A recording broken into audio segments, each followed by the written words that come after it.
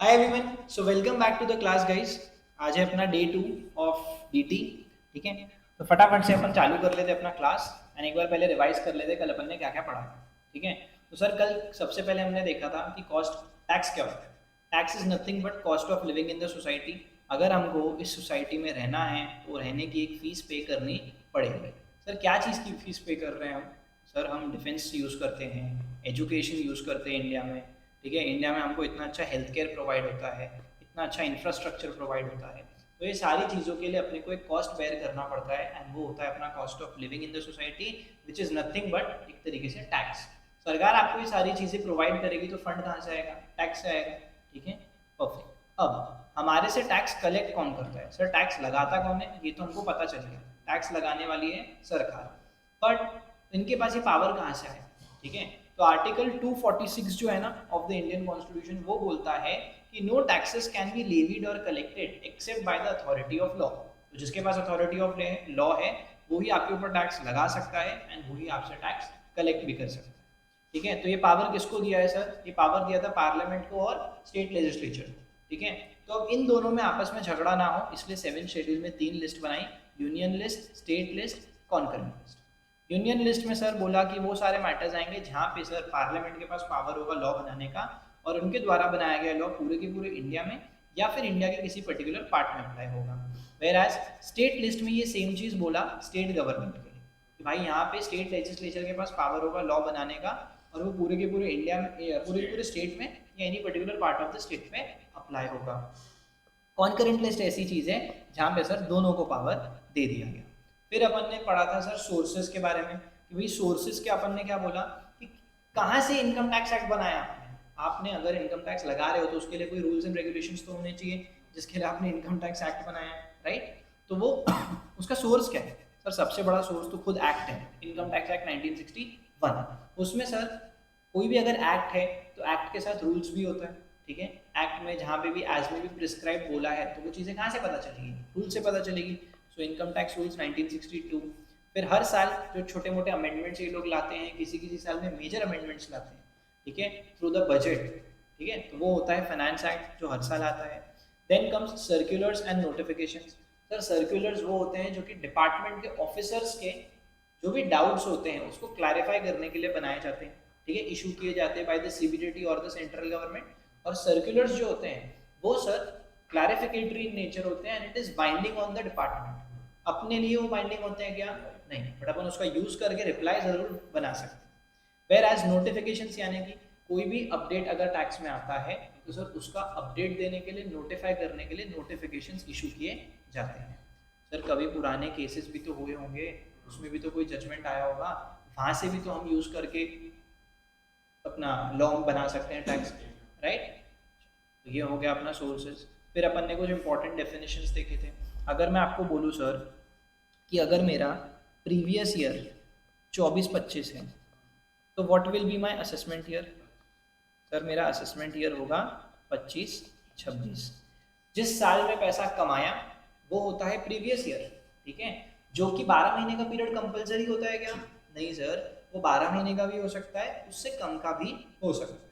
ठीक है, तो जो भी पैसा मैंने कमाया है in the previous year that will be taxable, और ऐसा बोलना चाहिए that will be assessed in the year assessment year. ठीक है, तो ये प्रीवियस ईयर में मैंने जो भी पैसा कमाया है उसका असेसमेंट कब होता है सर? उसका असेसमेंट होता है इन द असेसमेंट ईयर, और previous year is the financial year just before the assessment year which may be a period of 12 months और less than 12 months. But assessment year हमेशा 12 महीने का पीरियड होता है। असेसमेंट की आप बात कर रहे थे तो सर असेसमेंट का मतलब क्या होता है? सर असेसमेंट का मतलब होता है कि द प्रोसीजर जिसके थ्रू अपन किसी भी पर्सन की इनकम कैलकुलेट करते हैं कि भैया कितनी टैक्स लाइबिलिटी आ रही है इसकी इनकम। ठीक है, तो अपन वो डिटरमाइन करते हैं, उस प्रोसेस को बोला जाता है असेसमेंट। सर पर्सन में कौन कौन आता है? तो सर पर्सन में सबसे पहले आते हैं आपके इंडिविजुअल्स, फिर आते हैं सर आपके एचयूएफ, फिर आपकी आती है सर कंपनी। कंपनी में इंडियन भी हो गए, डोमेस्टिक फॉरेन कंपनीज भी हो गए। फिर अपन ने क्या बोला था सर? अपना बोला था फर्म्स। ठीक है, तो फर्म्स में अपन ने पार्टनरशिप फर्म की भी बात करी और एलएलपी फर्म्स की भी बात करी। ठीक है, फिर अपन ने बोला था सर एओपी। एओपी यानी कि क्या सर, कोई भी जॉइंट वेंचर अगर आप करते हो, दो पर्सन अगर कोई जॉइंट वेंचर करते हैं, राइट, तो उसको एओपी बोला जाता है। Body of individual members club, ठीक है, आपने अगर ईस्टर्न स्पोर्ट्स क्लब खोल दिया सर, आपने सीपी क्लब खोल दिया, गुणमाना क्लब खोल दिया, रोटरी क्लब खोल दिया, तो ये क्या है, it is nothing but a body of individual. फिर सर आते हैं आपके लोकल अथॉरिटीज, यानी कि आपकी क्या हो गई सर, नगर निगम लिमिटेड, म्यूनसिपैलिटी, ठीक है सर, म्यूनसिपैलिटी। उसके बाद क्या आता है सर, उसके बाद अपन ने बोला था आर्टिफिशियल ज्यूरिडिकल पर्सन, यानी कि सर अपनी कोई भी यूनिवर्सिटी हो गई, ठीक है, एक एग्जांपल के लिए कोई भी यूनिवर्सिटी हो गई, ये सब आपके पर्सन के डेफिनेशन में आते हैं। सर पर्सन तो हो गया, बट असेसी कौन होता है, तो वो पर्सन जिसको टैक्स पे करने की लाइबिलिटी आ रही है, या इनकम टैक्स एक्ट के हिसाब से कोई भी अमाउंट पे करने की लाइबिलिटी आती है, वो होता है सर असेसी, ठीक है। अब पर्सन है तो जरूरी है क्या असेसी होगा, नहीं, लेकिन असेसी है तो ये कंपलसरी है कि वो पर्सन भी होगा ही होगा। उसके अलावा असेसी जो इन डिफॉल्ट होता है, उसको क्या बोला जाता है, भाई साहब तुम अगर असेसी हो, तुमको कोई सरकार को पैसा देना था और तुम वो अगर पैसा पे नहीं करते तो तुमने डिफॉल्ट किया है, then in that case you will be assessee in default.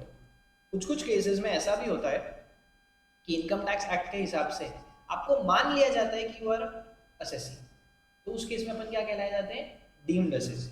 Perfect, ये सारी चीजें कल अपन ने देखी थी। फिर अपन ने इंडिया का डेफिनेशन में बोला था कि भाई पूरी territory of India as per article 1 of the Indian constitution. फिर उसके बाद जो अपने टेरिटोरियल वाटर्स होते हैं, यानी कि 12 नॉटिकल माइल्स, ठीक है। फिर पानी के नीचे की मिट्टी, मिट्टी के नीचे की मिट्टी, सीबेड एंड सबसॉइल।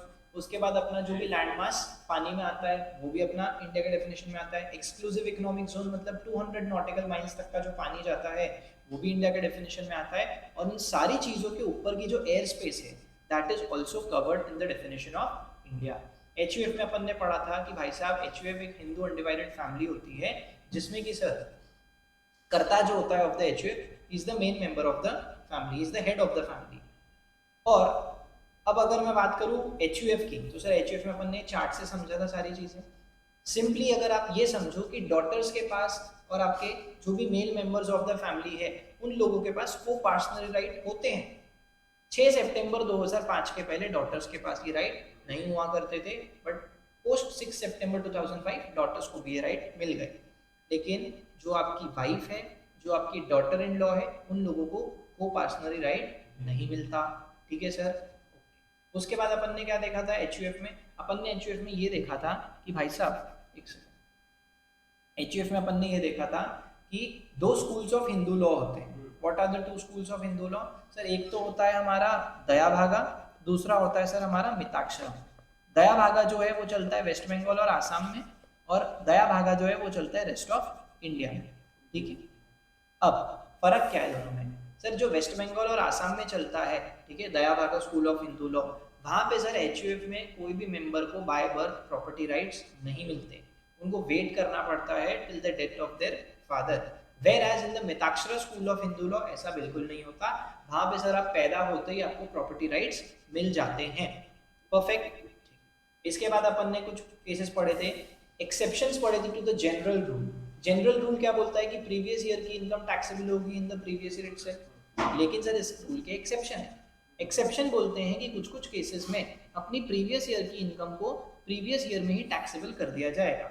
ऐसा कब होता है, ऐसा होता है फॉलोइंग केसेस में। स्पा पे discount was the shortcut. Sir सबसे पहला shipping business of a non resident in India, तो कोई भी इंसान अगर शिपिंग बिजनेस करता है and he is a non resident, India में आके वो पोर्ट पे माल अनलोड करता है, यहाँ से पैसे बना लेता है और रवाना होने वाला रहता है, उसको तभी पकड़ लिया जाएगा, बोला जाएगा इस साल की कमाई पे इसी साल टैक्स भर के जाओ, क्या पता तुम वापस ना आए तो हमारा तो नुकसान हो जाएगा। Person leaving India without any intentions of returning या coming back, sir Vijay Mallya tax की लाइबिलिटी थी, सरकार को पता चला ये तो रवाना होने वाला है, पकड़ो साले को, तू जा रहा है तू जा, लेकिन जाने के पहले जितना पैसा बनाया है उस पर जितनी भी टैक्स लाइबिलिटी आती है सारी पे ऑफ करके जाओ, ठीक है। उसके बाद अपन ने पढ़ा था association of persons, body of individual या artificial juridical person form for a particular event, जो कि लाइकली है कि इसी साल में क्लोज भी वो लोग कर लेंगे। तो भाई साहब ऐसे केसेस में अपन अगले साल तक नहीं रुकते, इस साल की इनकम को आप इसी साल में टैक्स पे ऑफ कर दो, ऐसा ऑप्शन होता है एसएससी के पास सारे केसेस में। Followed by person likely to transfer the property to evade taxes, कोई इंसान है जिसको पता है कि मेरे पे मोटी टैक्स लायबिलिटी आने वाली है, अगर मैं ये बोल दूं कि मेरे पास पैसा नहीं है तो सरकार मेरी प्रॉपर्टी मुझसे ले लेगी, तो मैं एक काम करता हूँ, होशियार तो अकेला मैं ही हूँ, तो मैं एक काम करता हूँ, मेरी प्रॉपर्टी किसी और के नाम कर देता हूँ। सरकार को ये पता चलते ही वो वेट नहीं करेगी अगले साल तक, उसी साल आपकी कमाई हुई इनकम तक, ठीक है, टैक्स लगा दिया जाएगा। Followed by discontinued business. यहाँ तो सर असेसिंग ऑफिसर ऐसा ही करता है कि भाई साहब किसी का धंधा अगर डिसकंटिन्यू किया जा रहा है तो जो भी डिसकंटिन्यू डेट रहेगी उस दिन तक की कमाई हुई इनकम पे सर आपको उसी दिन टैक्स भरना पड़ेगा। ठीक है क्या सर? कल यहाँ तक अपन ने पढ़ा था, ठीक है। उसके बाद अपन ने थोड़ा सा ये भी देखा था कि अपने से टैक्स कैसे कलेक्ट किया जाता है, ठीक है। उसमें अपन ने बस ये सुना था कि सर सबसे पहले सरकार हमसे इनकम टैक्स कलेक्ट करती है स्पेसिफिक रेट्स पे, उसके बाद अमीर लोग जो ज़्यादा पैसा कमाते हैं उनसे ज़्यादा टैक्स कलेक्ट किया जाता है। फॉर दैट मैटर वो लोग क्या करते हैं, सरचार्ज लगाते हैं। सरचार्ज हमारी इनकम पे कैलकुलेट होता है ना? नहीं सर, सरचार्ज टैक्स पे कैलकुलेट होता है, ठीक है।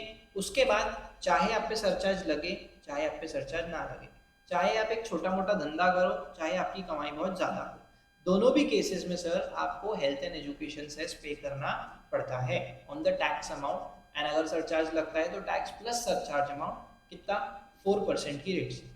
सर ये जो हेल्थ एंड एजुकेशन सेस का पैसा होता है ना, ये स्ट्रेट अवे जाता है sir quality health services and universal education provide करने के लिए।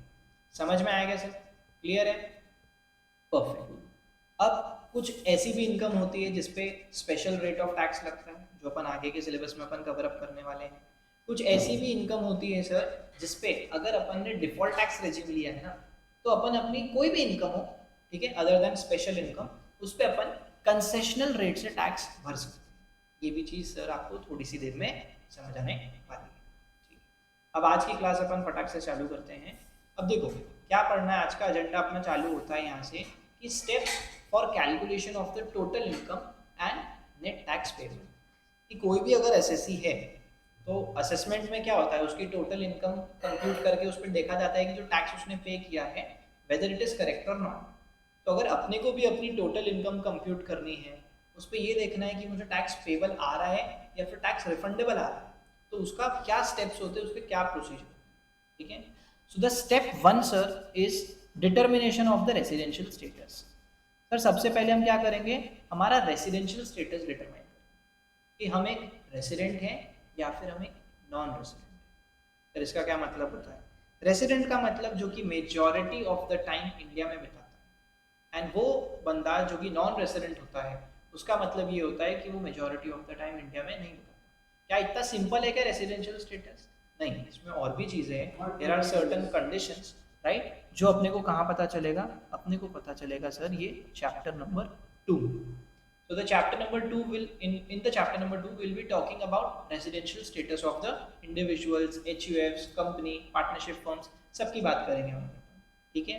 तो सबसे पहला जो स्टेप होता है वो पता करना रहता है कि रेसिडेंट है एसएससी या फिर नॉन रेसिडेंट है, ठीक है।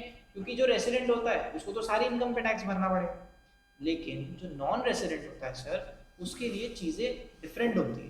वी हैव टू चेक कि उसके लिए कौन सी इनकम टैक्सेबल है, कौन सी इनकम टैक्सेबल नहीं है, ठीक है। चलो, फॉलोड बाय अब अपने को सारे हेड्स की इनकम कंप्यूट करनी है।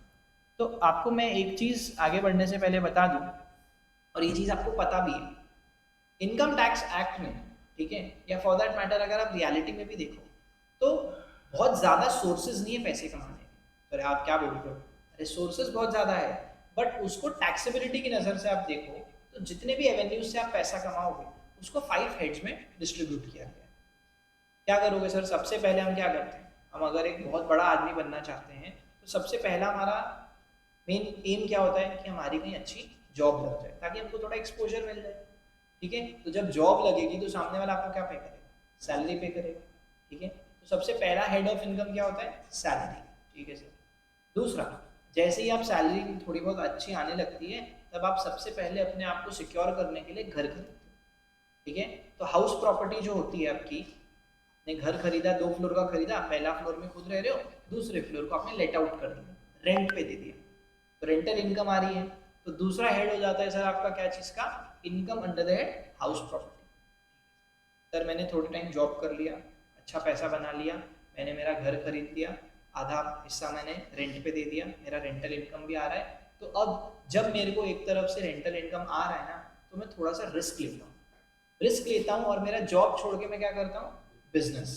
तो जब कभी भी मैं बिजनेस करने जाऊँगा, या अगर मैं चार्टर्ड अकाउंटेंट हूँ तो मैं एज अ प्रोफेशनल खुद की प्रैक्टिस सेटअप करता हूँ, मैं अगर डॉक्टर हूँ तो मैं मेरी खुद की प्रैक्टिस सेटअप करता हूँ, तो वो मेरा बिजनेस है, वो मेरा प्रोफेशन है, राइट। तीसरा हेड आता है सर आपका professions and gains from business, profits and gains from business and profession. वहां से जब अपन ने थोड़ा अपना सेटअप कर लिया, जब एक बार अपन ने अपने धंधे में पाँव जमा लिए, तब अपन क्या करते हैं, तब अपन महंगी महंगी चीजें खरीदते हैं, जैसे कि ज्वेलरी खरीद ली, आपने अपने कैपिटल एसेट्स खरीद लिए, बस ऐसे ही कोई इन्वेस्टमेंट के तौर पे कोई घर खरीद के रख लिए, ठीक है, लैंड खरीद करके रख ली, ये सब क्या है, ये सब आपका कैपिटल एसेट में आएगा, ठीक है। अगर कोई ज्वेलरी हो गई, महंगी चीजें हो गई, घर बिल्डिंग हो गई, लैंड हो गई, ये सारी चीजें आपने खरीद ली, और जब इनको बेचोगे तो जो पैसा कमाओगे वो कैपिटल गेन होता है। क्यों सर? कैपिटल गेन का मतलब होता है कि जब कभी भी हम कोई कैपिटल एसेट बेचते हैं और उस पर हमने जो गेन कमाया है वो हमारी कैपिटल गेन की इनकम, ठीक है। That is our fourth head, capital gain वाला। इसके अलावा जहां से भी आप पैसा बना रहे हो, ना तो वो सैलरी में जाएगा, ना वो हाउस प्रॉपर्टी हेड में जाएगा, ना वो पीजीपीपी हेड में जाएगा, ना वो कैपिटल गेन हेड में जाएगा, तो वो कहाँ जाएगा भाई? वो जाएगा रेसिडुअरी हेड में, that is income from other sources. For example, दहेज इज नॉट अ कमाई, ठीक है। अगर आपको कोई गिफ्ट मिलता है, राइट, हाँ, अगर आप दहेज की बात करो तो जैसे वो आपको दहेज में, आपको ये बोलूंगा, आपके पैसे तो आ रहे हैं, फायदा तो हो रहा है, बट सर वो चीज आजकल ना दहेज नहीं बोलते, आजकल बोलते गिफ्ट मिला है, ठीक है। तो वो जो गिफ्ट होता है वो अगर किसी रिलेटिव से मिलता है टैक्सेबल नहीं होता, राइट। अगर किसी नॉन रिलेटिव से मिल रहा है देन इन दैट केस वो टैक्सेबल होगा। ऑफ कोर्स इसमें अपन और डेप्थ में पढ़ेंगे आईएफएस चैप्टर में। बट जैसे आपने इंटरेस्ट कमाया, जैसे जयन ने देव को कुछ पैसे लोन पे दे दिए, उस पर इंटरेस्ट कमाया, तब वो इंटरेस्ट की इनकम को कहाँ टैक्सेबल करेंगे? टैक्सेबल तो करना पड़ेगा बॉस, तुम्हारा फायदा हुआ है तो टैक्सेबिलिटी तो आएगी, बट सवाल आता है टैक्सेबल करेगा? कोई भी हेड में वो फिट नहीं बैठ रहा अनलेस एंड अनटिल तुम्हारा धंधा है पैसे लोन पे देने का, ठीक है। मनी लेंडिंग का अगर तुम्हारा बिजनेस है तब तो वो इनकम पीजीपीपी हेड में चले जाएगा, बट अगर तुम्हारा उस चीज का धंधा नहीं है तो वो पैसा कहाँ जाएगा? अदर सोर्सेज में, रेसिडुअरी हेड में, राइट। तो इस तरीके से there are 5 heads of income: salary, house property, PGPP, capital gain, other sources.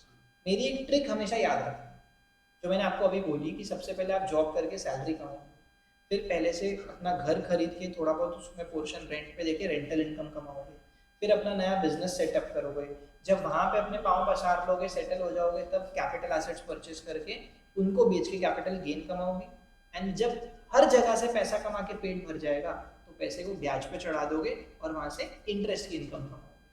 These are the 5 heads of income. Sequence याद करने के लिए ही मैंने आपको ये ट्रिक दी है। देखो, ऐसा जब अपन बड़े क्वेश्चंस करेंगे ना आगे चल के टैक्स में, तो जब अपन टोटल इनकम कैलकुलेट करते हैं ना, so this is the sequence. Section wise भी यही सीक्वेंस है, पहले सैलरी आता है, फिर हाउस प्रॉपर्टी आता है, फिर पीजीपीपी एंड सो। और सोल्यूशन में भी देयर इज मतलब क्या, एक अजम्पशन है, या आप ऐसा बोलो कि एक प्री रिक्विजिट है कि अगर आप ऐसा करोगे तो आपका पेपर और आपका सोल्यूशन बहुत अच्छा रहेगा, it will be perfect and it will be in sync with the institutes suggested.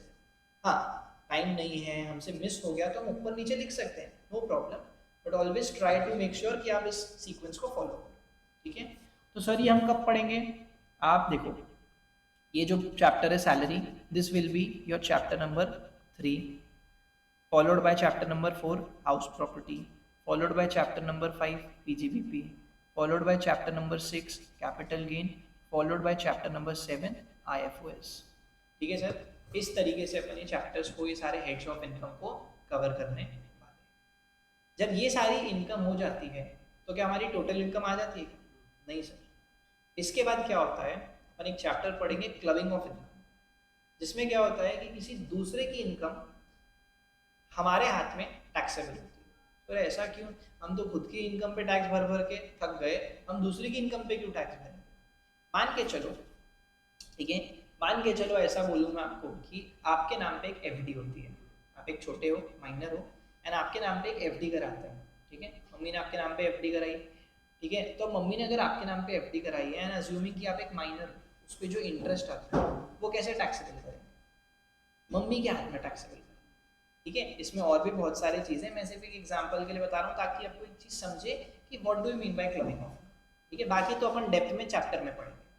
Clubbing of income में होता है कि किसी दूसरे की इनकम भी हमारे हाथ में क्लब कर दी जाती है, ठीक है। तो ये होगा अपना चैप्टर नंबर 8, राइट।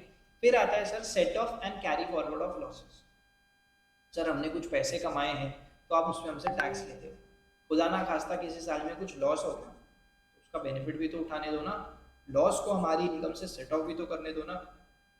तो set of and carry forward of losses. अब कैरी फॉरवर्ड का क्या मतलब, सेट ऑफ ऑफ लॉसेस का तो मतलब समझ गया कि मान के चलो मेरे दो बिजनेस हैं, एक बिजनेस मेरा समझ के चलो इलेक्ट्रॉनिक आइटम्स का है, दूसरा बिजनेस मेरा सीमेंट का है। सीमेंट के धंधे में मुझे लॉस हो गया, इलेक्ट्रॉनिक के धंधे में मुझे फायदा हो गया, दोनों धंधे मेरे नाम पे ही हैं, तो मैंने मेरे ये बिजनेस के लॉस को इस बिजनेस की इनकम से सेट ऑफ कर लिया एंड जो नेट अमाउंट है मैं उस पर टैक्स पे कर रहा हूँ। Fair enough. जब मेरी इनकम पे आप टैक्स ले रहे हो तो मेरे को लॉस का बेनिफिट भी लेने दो। लेकिन मान के चलो किसी साल ऐसा होता है कि आपको लॉस तो हुआ बट इनकम हुई नहीं, तो क्या करेंगे? इस साल में तो आप हमसे टैक्स नहीं ले सकते क्योंकि हमको लॉस हुआ, बट हमको ये लॉस का बेनिफिट लेने के लिए अगले साल कैरी फॉरवर्ड करने दो। तो इसीलिए अपन पढ़ते हैं set of and carry forward of losses. अब कौन से बिजनेस के लॉस को आप कितने टाइम तक कैरी फॉरवर्ड कर सकते हो, ये सारी चीजें अपन रिस्पेक्टिव चैप्टर में पढ़ेंगे, दैट इज चैप्टर नंबर 9 में, ठीक है। तो मैंने क्या बोला सर, सबसे पहले अपन रेसिडेंशियल स्टेटस डिटरमाइन कर लेते हैं कि भैया अपना जो असेसी है वो रेसिडेंट है या फिर वो नॉन रेसिडेंट। फॉलोड बाय अपन उसकी सारी हेड्स की इनकम कंप्यूट करते हैं कि हाउस प्रॉपर्टी से, सैलरी से, पीजीबीपी से, कैपिटल गेन से, अदर सोर्सेज से इस बंदे को कितनी इनकम हो रही है। जब एक बार अपन ने ये इनकम भी कंप्यूट कर लिया तब अपन क्या करते हैं, देखते हैं कि कहीं कोई दूसरे इंसान की इनकम भी हमारे हाथ में क्लब होने वाली है क्या, तो हम क्लबिंग ऑफ इनकम कर लेते हैं। क्लबिंग ऑफ इनकम होने के बाद हम देखते हैं कि हमारे पास कोई दूसरे बिजनेस का लॉस है क्या, या दूसरे हेड का कोई लॉस है क्या जिसको हम हमारी इस इनकम के साथ सेट ऑफ कर सकते हैं, तो हम वो सेट ऑफ भी कर लेते हैं। और अगर इस साल सेट ऑफ नहीं कर पा रहे तो देयर इज प्रोबेबिलिटी कि हम उसको अगले साल कैरी फॉरवर्ड कर सकते हैं। यहाँ तक अपन पहुंच गए, चैप्टर नंबर 9 हो गया। स्टेप नंबर 5 में अपने को मिल जाएगा सर जी अपना सबसे important element, that is gross total income. Sir gross का मतलब क्या, इंक्लूडिंग एवरीथिंग, ठीक है। अब क्या इस पे हम टैक्स लगा देंगे सीधा, तो ऐसा नहीं। सरकार आपको क्या बोलती है, देखो सरकार बोलती है तुमने अगर हमारी बताई हुई जगहों पे इन्वेस्टमेंट किया, जहां जहां हम बोल रहे हैं वहां वहां पे पैसा लगाया, right, then in that case आपको डिडक्शन मिलेगा, आपको बेनिफिट मिलेगा, टैक्स बेनिफिट मिलेगा। कैसे सर?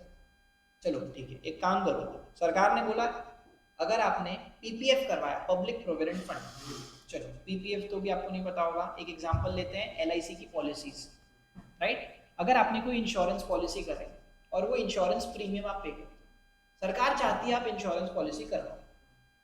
आपको अगर नहीं पता हो तो सबसे जो बड़ा इंश्योरेंस पॉलिसी मतलब इंश्योरेंस मार्केट में जो सबसे बड़ा क्या बोलते हैं एक जायंट है इंश्योरेंस मार्केट में, वो एलआईसी है, लाइफ इंश्योरेंस कंपनी, राइट, जिसमें गवर्नमेंट का बहुत तगड़ा स्टेक है। तो अब गवर्नमेंट क्या बोलती है, गवर्नमेंट बोलती है कि तुमने अगर हमारे बताई हुई जगहों पे इन्वेस्टमेंट करा, और ऐसी वही सारी जगह होगी जहां से गवर्नमेंट को कुछ ना कुछ फायदा होता हो, उनको कुछ ना कुछ पैसा आता हो, उनको भी इनफ्लो आ रहा है पैसे का, और आपको भी खुश रखने के लिए वो लोग टैक्स बेनिफिट देते हैं। तो जो भी आपने हमारी बताई हुई जगहों पे पैसे इन्वेस्ट करे, हम आपको उसका डिडक्शन देंगे आपकी ग्रॉस टोटल इनकम से, of course up to a certain limit. ऐसा नहीं कि हम भर भर के जितना आप खर्चा कर रहे हो उतने की पूरी अपन डिडक्शन देंगे, एक सर्टेन लिमिट तक आपको क्या मिलेगा, डिडक्शन मिलेगा। वो डिडक्शन आप माइनस करोगे आपके ग्रॉस टोटल इनकम से, एंड जो अमाउंट आपको मिलेगा that will be your net total income या फिर सर टैक्सेबल इनकम। और ये जो डिडक्शन वाला चैप्टर है, this is your chapter number 10। समझ में आया यहाँ तक सर? क्लियर है? क्लियर है, पहुंच गए। अब क्या करना है, अब अपने को टैक्स कैलकुलेट करना है। अब अपन जो टैक्सेबल इनकम पे पहुंचे हैं, नेट टोटल इनकम पे पहुंचे हैं ना, दिस इज द इनकम जिस पे अपने को टैक्स कैलकुलेट करना है। एंड टैक्स कैलकुलेट करने के लिए क्या करना रहेगा सर, स्टेप नंबर 8 में ये डिटरमाइन करना रहेगा कि एसएससी ने कौन सा रेजिम ऑप्ट करा। तो सर इनकम टैक्स में देयर आर टू रेजिम्स, एक होता है डिफॉल्ट टैक्स रेजिम एक होता है ऑप्शनल टैक्स रेजिम।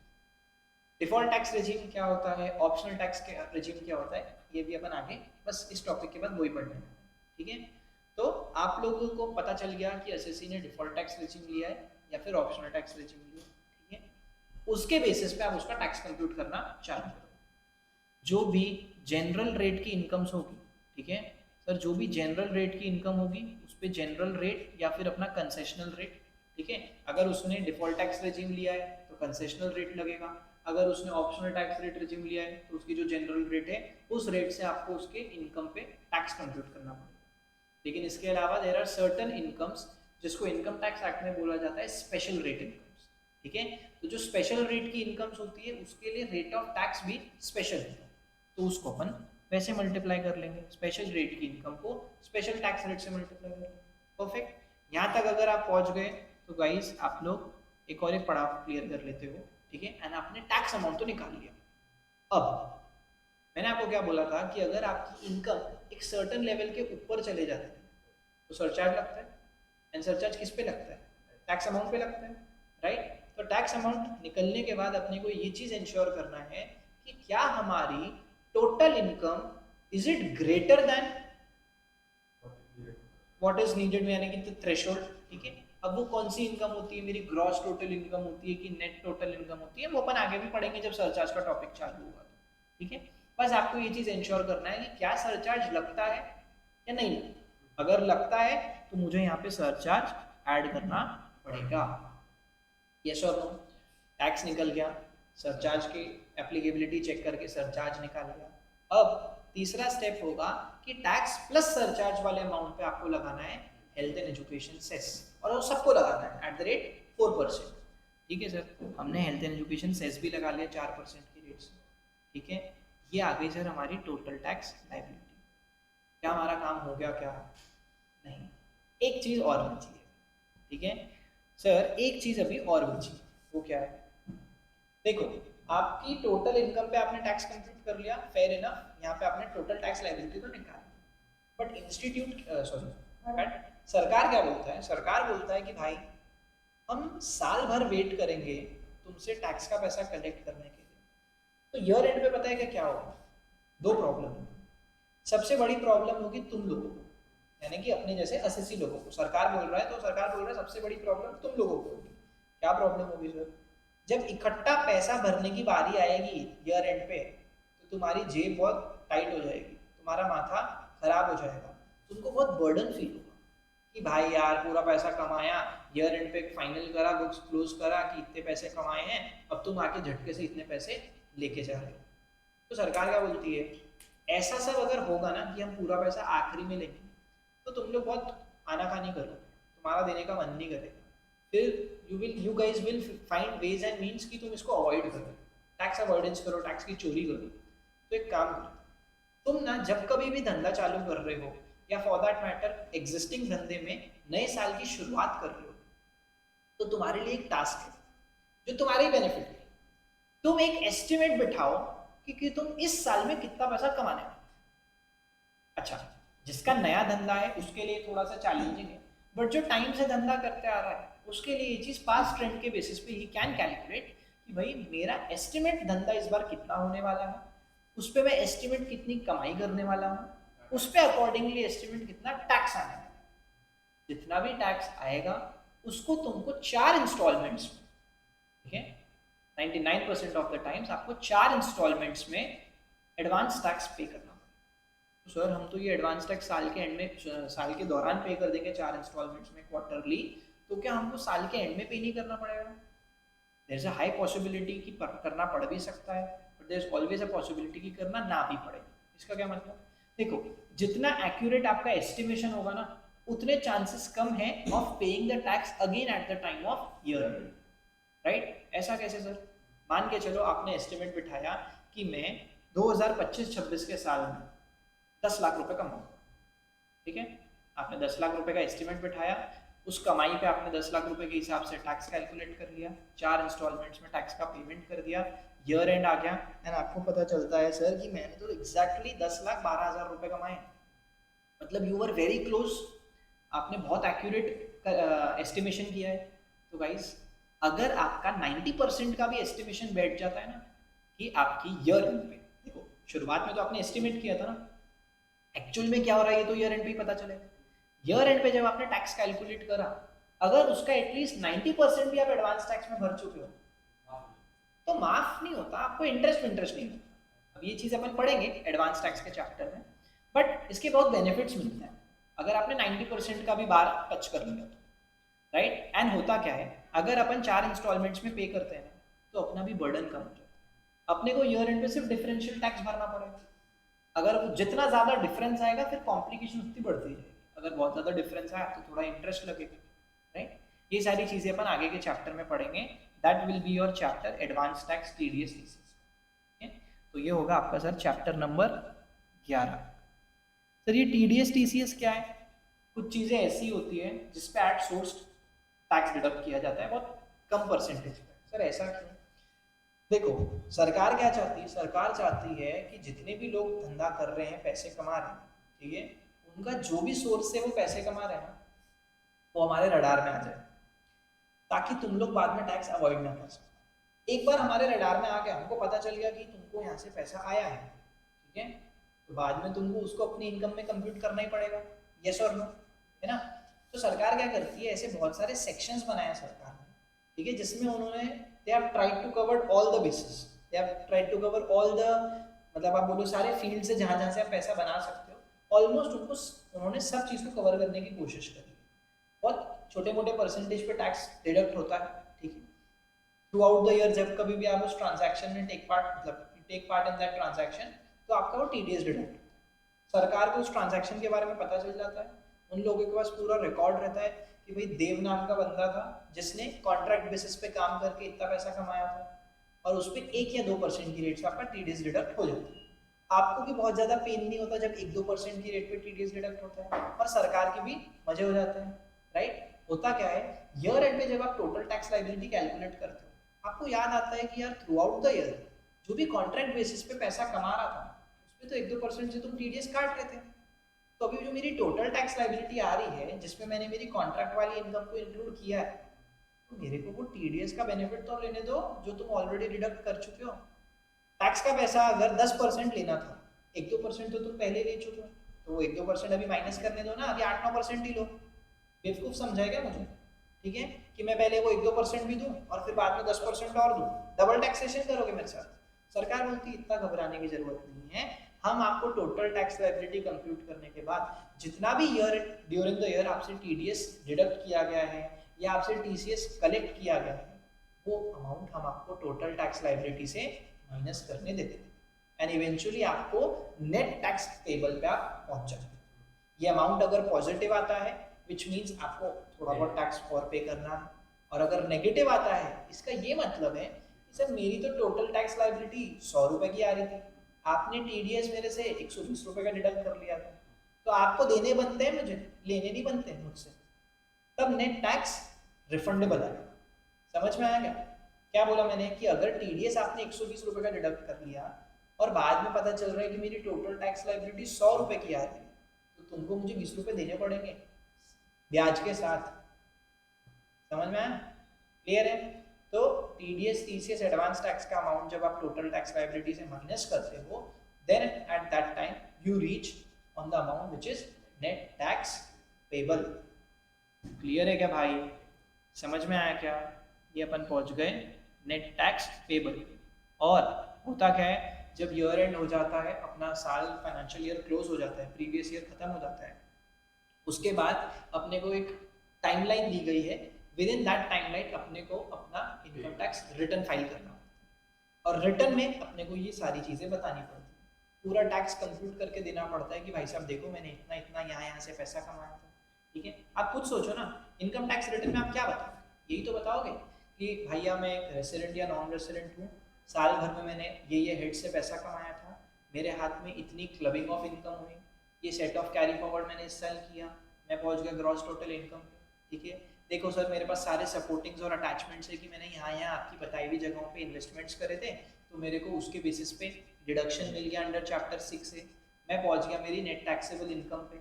उसके बेसिस पे मैंने पता कर लिया कि मेरे पास डिफॉल्ट टैक्स रेजिम ऑप्ट करी थी या फिर ऑप्शनल टैक्स रेजिम ऑप्ट करी थी। मैंने अकॉर्डिंगली टैक्स कंप्यूट कर लिया। टैक्स कंप्यूट करने के बाद मेरी इनकम ऊपर गई नहीं तो सरचार्ज लगा नहीं, हेल्थ एंड एजुकेशन से ठोक के मैं पहुंच गया टोटल टैक्स लायबिलिटी। आपको तो खुद पता है कि मेरा इतना टीडीएस डिडक्ट हुआ है, ये सारी रसीद है, ये सारी रिसीट्स है कि मैंने आपको एडवांस टैक्स पे किया था, ये अमाउंट मैं मेरी टोटल टैक्स लायबिलिटी से माइनस कर रहा हूँ, और ये रहा नेट टैक्स पेबल, और ये रिटर्न भरने के साथ मैंने आपको अमाउंट भी दे दिया। पूरी साल की कहानी खत्म। अभी ऐसा हो सकता है कि मतलब 0.01% चांस कि ऐसा हो रहा है कि टैक्स अपने को मतलब लेना है गवर्नमेंट से। बहुत बार होता है, 0.01% टाइम्स नहीं होता, बहुत बार होता है कि आपको रिफंड आता है। देखो आपका धंधा अगर बहुत बड़ा है तो there is a high possibility कि आपको टैक्स भरने ही आएंगे। बट जैसे किसी इंडिविजुअल की फाइल होती है, लेट्स सपोज आपकी फाइल, ठीक है, अब आपकी फाइल अगर है, आप सिर्फ इंटरेस्ट की इनकम कमाते हो, ठीक है, आप सिर्फ इंटरेस्ट की इनकम कमाते हो, और आपकी जितनी भी इंटरेस्ट की इनकम है ना, वो समझ के चलो आप टैक्स भर रहे हो, उस पर आपका टीडीएस कट रहा है, ठीक है, सिर्फ आपका टीडीएस कटते जाता है जब आपको इंटरेस्ट की इनकम मिल रही है।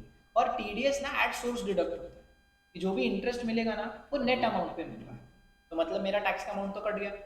बाद में मुझे पता चल रहा है कि मेरी इनकम तो एक लिमिट होती है, मैंने बताया था कि एक लिमिट के ऊपर इनकम जाती है तो ही टैक्स लगता है।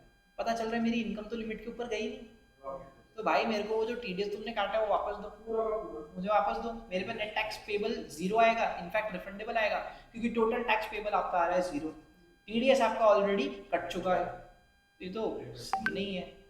तो वो टीडीएस का अमाउंट आप माइनस करते हो, अमाउंट नेगेटिव आता है, एंड दैट वेज आप रिफंड लेते हो। जिसके भी फाइल में अच्छा धंधा है, is into a good profession, उसके केस में रिफंड के चांसेस कम होते हैं, अनलेस एंड अनटिल वो इतनी प्रॉपर प्लानिंग कर ले, इतनी अच्छी तरीके से इन्वेस्टमेंट्स कर ले कि उसको डिडक्शंस के इतने बेनिफिट मिल जाए कि उसका टैक्स रिफंडेबल आता है या बहुत कम पेबल आता है।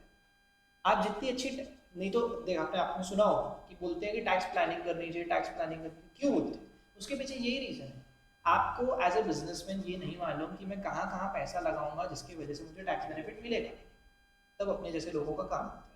हम आपको बताते हैं कि आप अपना पैसा यहाँ पार्क करो, आपको तगड़ा रिटर्न भी मिलेगा, उससे बेनिफिट, उससे ज़्यादा बड़ा बेनिफिट आपको टैक्स की बचत भी होगी। इसीलिए टैक्स प्लानिंग करना बहुत ज़रूरी है, जिसके लिए सीए में ये पढ़ना बहुत ज़रूरी है कि किधर पैसा लगाना पड़ेगा जिसकी वजह से मुझे टैक्स का बेनिफिट मिले, ठीक है। वो अपन पढ़ेंगे डिडक्शंस अंडर चैप्टर 6 से चैप्टर नंबर 10। चैप्टर नंबर 11 में तो देखेंगे कि एडवांस टैक्स कैसे कंप्यूट होता है, कब पे करना पड़ता है, क्वार्टरली कितना हर क्वार्टर में पे करना पड़ता है, राइट। उसके बाद में सर आपका टीडीएस में कितने सेक्शंस है, कब कब टीडीएस डिडक्ट होता है, किसको टीडीएस डिडक्ट करना पड़ता है, टीसीएस क्या होता है, मैं गाड़ी खरीदने गया, मेरी अगर मोटर व्हीकल की कॉस्ट 10 लाख रुपए के ऊपर है तो मेरे से 1% का टीसीएस कलेक्ट कर लिया जाता है, उसका मुझे बाद में रिडक्शन मिलना चाहिए, ठीक है। ये सारी चीज़ें अपन रिस्पेक्टिव चैप्टर्स में पढ़ेंगे। नाउ दैट मैंने आपको एक पूरा फ्लो बता दिया है, ठीक है। अच्छा, ये सब चीज़ें जब हो जाएगी, आप नेट टैक्स पेबल कैलकुलेट कर लोगे, तो आपको रिटर्न फाइल करना है। Return filing is your chapter number 12, syllabus over. चलो छुट्टी कर ले फिर क्लास की। अरे भाई सिलेबस ओवर मतलब सिर्फ बता के ओवर हुआ है कि क्या सिलेबस है, कितने चैप्टर्स है, कब क्या पढ़ने वाले हैं। अब आप इसको ब्लेसिंग इन डिस्गाइज समझो या एक नेगेटिव पॉइंट समझो, what ever you might think, मेरे हिसाब से it is a blessing in disguise. आप लोगों का टैक्स का ऐसा सिलेबस है कि भाई सब कुछ कनेक्टेड है, सब कुछ इंटरलिंक्ड है। अगर चैप्टर 1 पढ़ा है, चैप्टर 2 पढ़ा है, तो ही ढंग से चैप्टर 3 समझेगा। कुछ कुछ पॉइंट्स में ऐसा होगा कि आपको क्लिक नहीं होगा क्योंकि आपका पहले का पार्ट कवर नहीं हुआ, तो कहीं ना कहीं लिंकेज आएगा, कहीं ना कहीं इंटरलिंकिंग होगी। इसीलिए आपको सारी क्लासेस एक प्रॉपर सीक्वेंस में करनी पड़ेगी, ठीक है सर, समझ में आया? जो क्लास में पढ़ाया है वो रेगुलर घर पे पढ़ना पड़ेगा। कितने तुम लोग में से कितने ऐसे हैं जिन्होंने कल जाके पढ़ा था जो अपन ने क्लास में कवर किया था? पढ़ा था क्या? नहीं पढ़ा? नहीं पढ़ा, बहुत बढ़िया, शाबाश। अभी वो फाउंडेशन की छुट्टी के जोन से तुम लोग निकले नहीं, वाला ठीक है, ये फटाफट खत्म करो भाई, पढ़ना चालू करो, ठीक है। एक बार 1-2 दिन रुक जाओ, फिर डेली का मैं तुमको एक क्वेश्चन प्रैक्टिस के लिए भी दूंगा, which will definitely keep you in touch with the subject and the chapter going on in the class, ठीक है सर, यहाँ तक क्लियर है? चलो एक बार पानी पी लो।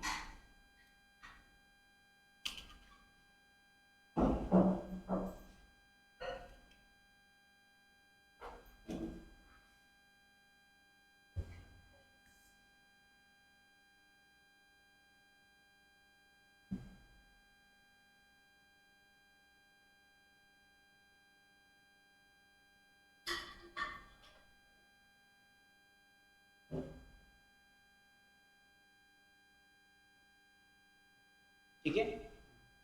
अब बात करते हैं कि क्या रेट पे टैक्स लगता है। ठीक है, पहले अपन क्या पढ़ने वाले हैं, ऑप्शनल रेजिम पढ़ने वाले हैं। ठीक है, फिर अपन डिफॉल्ट पढ़ेंगे। तो वही ऐसा है कि अगर आप एक इंडिविजुअल एचयूएफ, अपन को तो उसी की बात करनी है मेजॉरिटी ऑफ द टाइम्स, क्योंकि अपने लिए वही मेन कंटेंट होने वाला है अपने सिलेबस का। तो अगर मैं बात करूं एक इंडिविजुअल की या फिर एक एचयूएफ की, ठीक है, एओपी की या फिर बॉडी ऑफ इंडिविजुअल्स की या आर्टिफिशियल जुरिडिकल पर्सन की, जिन्होंने ऑप्शनल टैक्स रेजिम ऑप्ट करा है, मतलब they have opted out of the default tax regime. ठीक है सर, हमको ये हर बार करना पड़ता है क्या? क्या हमारे पास हर बार ऑप्शन होता है ये करने का? सारे सवालों के जवाब मिलेंगे, जस्ट थोड़ा सा वेट करना पड़ेगा आपको। ठीक है, तो अगर इन लोगों ने ऑप्शनल टैक्स रेजिम ऑप्ट करी है, ठीक है सर, तो इनको टैक्सेबिलिटी कितनी आएगी? देखो, आपकी इनकम अगर अप टू 2.5 लाख है, साल भर में कमाई हुई जो आपकी टोटल इनकम है, ठीक है, वो अगर अप टू 2.5 लाख है, तो आपको टैक्स रेट आएगा निल, मतलब आपको टैक्स नहीं भरना। समझ में आया? आपकी टैक्सेबल इनकम अगर 2.5 लाख रुपए तक की है, क्या बोला मैंने, टैक्सेबल इनकम, अगर आपकी टैक्सेबल इनकम 2.5 लाख रुपए तक की है, तो टैक्स लाइबिलिटी कितनी रहेगी? निल। 2.5 लाख से ज़्यादा बट अप टू 5 लाख, ठीक है, 2.5 लाख क्रॉस कर गया इनकम, लेकिन 5 लाख तक की है, यानी 5 लाख या उससे कम की है, तो टैक्स रेट रहेगा 5% का। इनकम अगर आपकी 5 लाख से ज़्यादा की है but it is up to 10 lakh, मतलब 10 लाख से ऊपर नहीं जा रही, 10 लाख पे रुक गई, तो टैक्स रेट 20% का है। और अगर इनकम 10 लाख से ज़्यादा है तो टैक्स रेट 30%। समझ में आया? तो अब मुझे एक बात बताओ, अगर मेरी इनकम 8 लाख रुपए की, तो मेरे पे क्या रेट लगेगा? 20% लगेगा, मतलब 8 लाख का 20%, 160 का टैक्स आना चाहिए। अगर मैंने कोई भी जगह पे सब इन्वेस्टमेंट वगैरह कुछ करे नहीं, कोई डिडक्शन नहीं, मेरी टैक्सेबल इनकम 8 लाख रुपए की आ रही है, उस पर 20% की रेट से टैक्स लगा, 1 लाख रुपए 1,60,000 रुपए मैंने सरकार को देने हैं। सही है क्या? अजीब नहीं लगा? 1/5 हिस्सा तुम ले जाओगे, शर्म आ रही क्या तुम लोगों को? गलत है। तुमने कितना बोला था? 1,60। तुमने कितना बोला था? 1,60। ठीक है, अब 1 मिनट, तुम्हारा बोला हुआ फिगर में यहाँ लिख लेता हूँ। अगर जो तुम बोल रहे हो, जो तुम सोच रहे हो, सरकार वही करता, तो सोचो कितना भारी फर्क पड़ता। सरकार ऐसा नहीं करता, जैसा अपन सोच रहे हैं ना 1,60,000 रुपए अपने से ले लेते, वो ऐसा नहीं करता। ये जो रेट्स आपको दिख रहे हैं ना, ये फ्लैट रेट्स नहीं, ये स्लैब रेट्स है। 3-4 स्लैब बनाए हैं इंस्टीट्यूट गवर्नमेंट ने। क्या स्लैब है? आपकी पूरी जो इनकम आ रही है, टोटल टैक्सेबल इनकम, ठीक है, उसको आपको क्या करना है, उसको आपको स्लैब्स में डिस्ट्रीब्यूट करना है। पहला स्लैब रहेगा अप टू 2.5 लाख, मतलब 2.5 लाख तक की इनकम पे कोई टैक्स नहीं लगेगा। 2.5 लाख से 5 लाख तक की जो इनकम है, यानी कि फिर से 2.5 लाख का अमाउंट आएगा, 2.5 लाख से 5 लाख के बीच, उस पर 5% की रेट से टैक्स लगेगा, विच मीन्स 12,500 रुपए। ठीक है, अगर अपन ये बोले कि मेरी 5 लाख से भी क्रॉस कर रही है इनकम और 10 लाख तक की है, तो उस बीच में जितना भी अमाउंट आ रहा है आपकी इनकम पे, उस पर 20% लगेगा। अपने केस में अपन ने 8 लाख का एग्जांपल लिया था। चलो चीज़ों को थोड़ा और सिंपल करते हैं। अपन क्या करते हैं, अपन 12 लाख का एग्जांपल लेते हैं, तो 12 लाख पे तुम 30% बोलते थे, राइट? तो वो 360 आता था।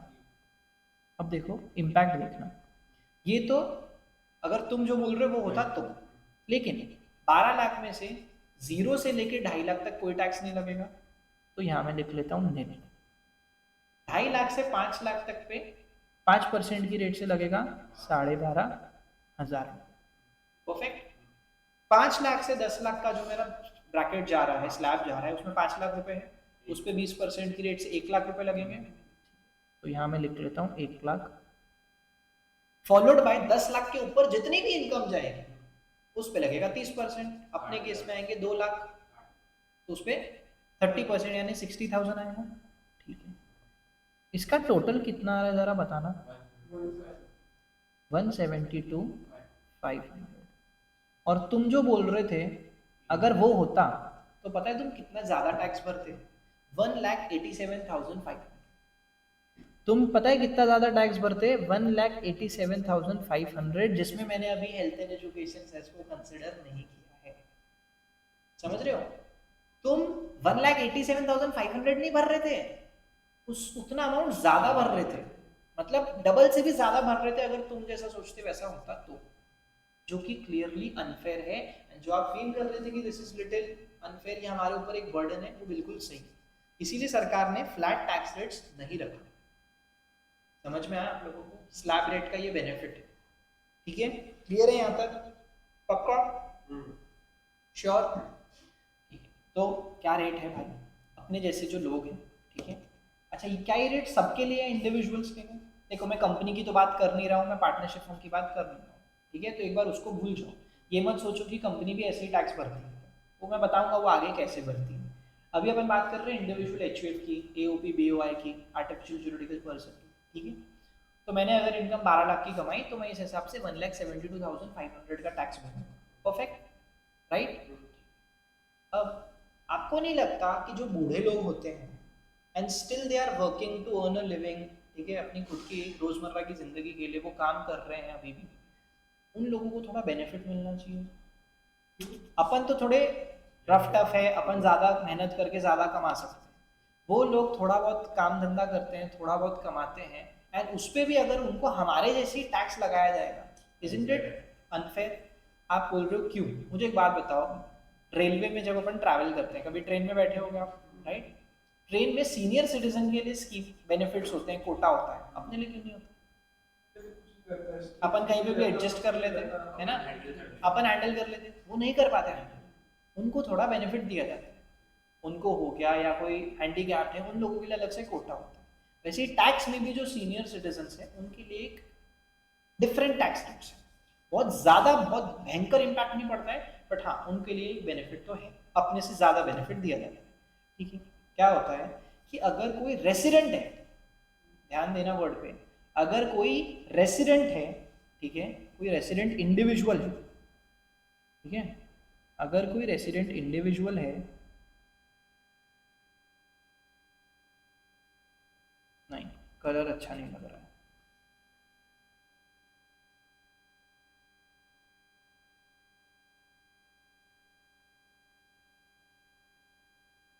ठीक है, अगर कोई रेसिडेंट इंडिविजुअल है, राइट, जिसकी एज कितनी जा रही है, जिसकी age more than equal to 60 है बट लेस देन 80 है, ठीक है, more than equal to 60 but less than 80 at any time during the previous year. जैसे अगर मैं बात करूँ प्रीवियस ईयर 25-26 की, जो आपके लिए लगने वाला है, एप्लीकेबल होने वाला है, प्रीवियस ईयर 25-26 में किसी भी दिन पे ये अगर 60 ईयर्स की एज क्रॉस कर लेते हैं या 60 ईयर्स के हो जाते हैं, राइट, एंड या फिर कोई भी आदमी which is less than the age of 80, उनके लिए क्या बोला जाता है कि वो एक सीनियर सिटीजन है।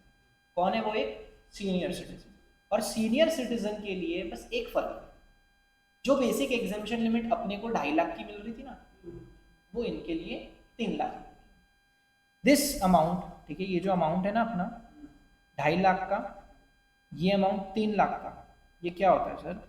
इसको बोला जाता है बेसिक एग्जामिशन लिमिट। मतलब जब कभी भी किसी की टैक्सेबिलिटी कैलकुलेट की जाएगी तो ये तो एक बेसिक एग्जामिशन लिमिट है कि इसके ऊपर से ही टैक्स लगना चालू होगा। सेम यहाँ पे भी ये बेसिक एग्जामिशन लिमिट है। लेकिन अगर आपने एक चीज नोटिस की हो, ऊपर में और नीचे में एक फर्क है। क्या फर्क है? ढूंढो जरा, फर्स्ट और सेकंड पॉइंट में एक फर्क है। हाँ ठीक है, 2.5 लाख 3 लाख के अलावा ढूंढो ढूंढो अच्छे से, spot the difference. More than 3 lakh नहीं, अप टू वो ठीक है, दैट इज ओके। आपने बेसिक एग्जामिशन लिमिट का डिफरेंस बताया, अग्री। उसके अलावा स्पॉट वन मोर डिफरेंस, बहुत बड़ा, हाँ exactly, yes that's the point. Resident is the difference. The word resident is going to make a huge impact. मुझे एक बात बताओ, सुनो सुनो, आईपीएल होता है, ठीक है, आईपीएल में कमेंट्री करते हैं, अपने कमेंट्री सुनते हो? हिंदी सुनते हो, इंग्लिश सुनते हो? दोनों सुनते हो? ज्यादा अच्छी कौन सी लगती है? हिंदी। तुम्हें? इंग्लिश। परफेक्ट। इंग्लिश में इयन बिशप पता है? रिकी पॉन्टिंग पता है? लेकिन वो सीनियर सिटीजन है। चलो हिंदी पे थोड़ा स्टिक करते हैं। सुनो, सिद्धू पता है?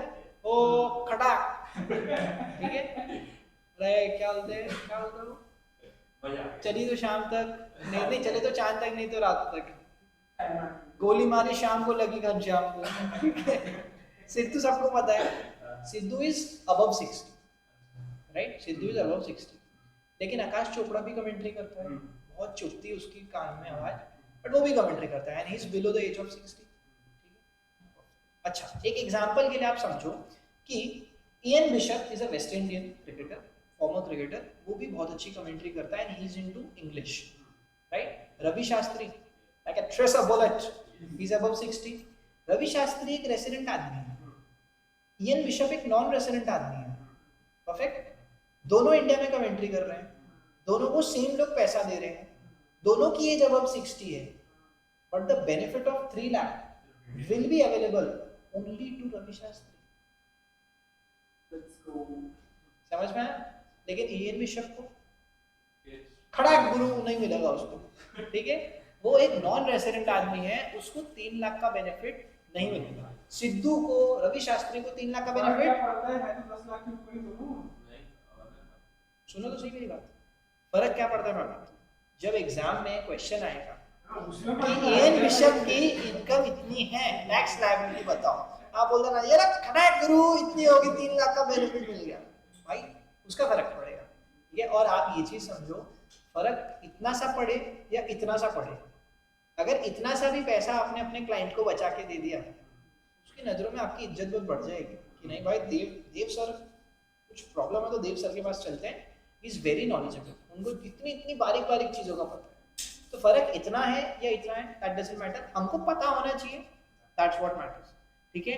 तो Ian bishop just because he is a non resident, उसको बेसिक एग्जेम्पशन लिमिट 2.5 लाख की मिलेगी, बट अपने पाजी को, सिद्धू पाजी को 3 लाख की। क्यों? क्योंकि is a resident and is greater than, उसकी एज जो है it is greater than equal to 60 और लेस देन 80। परफेक्ट, ये समझ में आया। बाकी इनकम सेम है, 3 लाख तक कोई टैक्स नहीं, 3 लाख से 5 लाख के स्लैब पे 5%, 5 लाख से 10 लाख के स्लैब पे 20%, एंड 10 लाख से ऊपर जितनी भी इनकम है 30%। अरे यस और नो भाई, अरे हाँ है ना तो बोलो, ठीक है। अब थोड़ा और मुद्दों की बात कर लेते हैं, यहाँ तक पहुंचे हैं तो परदादा पे भी चलते हैं, ठीक है। परदादा को बोलोगे यार सर ये लोग थोड़ी काम करने जाएंगे, करते हैं। ब्याज की इनकम, दादाजी लोगों को ब्याज की इनकम अच्छी आती है, बहुत विजनरी लोग थे वो लोग, उन्होंने अपने यंग डेज में बहुत पैसा बना लिया था और उसको लगा दिया है ब्याज पे। तो अगर उनकी इनकम भी हो रही है ना, लेट्स अज्यूम कि उनको भी टैक्स लायबिलिटी आती है, ठीक है। अब दादाजी की एज अगर मोर देन 80 है, मोर देन इक्वल टू 80 है, तो वो क्या है, ये सुपर सीनियर सिटीजन। 60 से 80 के बीच में तो आप सीनियर सिटीजन हैं। अगर आप पावर प्ले चल रहा है आपका, मतलब यू आर, आपकी एज इज अबव 80 और more equal to 80, then in that case you are a super senior citizen and आपको बेनिफिट थोड़ा और ज्यादा मिलता है, ठीक है। यहाँ पे क्या होता है, अप टू 5 लाख इनकम पे टैक्स लगता है नील रेट से, बट अगर आपकी इनकम 5 लाख से ऊपर है, अप टू 10 लाख है, तो सीधा 20%, फॉलोड बाय 10 लाख के ऊपर जितनी भी इनकम है टैक्स लगेगा एट द रेट 30%, ठीक है सर। यहाँ पे भी वही वर्ड है, रेसिडेंट, अमिताभ रेसिडेंट होना जरूरी है। Amitabh Bachchan is not above 80, as far as I know he is not above 80, I guess he is he, Dharmendra is above 80, don't know,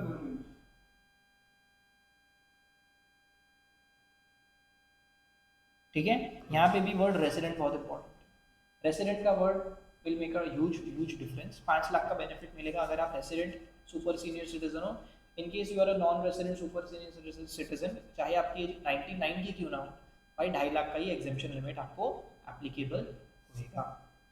sir समझ में आएगा यहाँ तक, क्लियर है, ठीक है।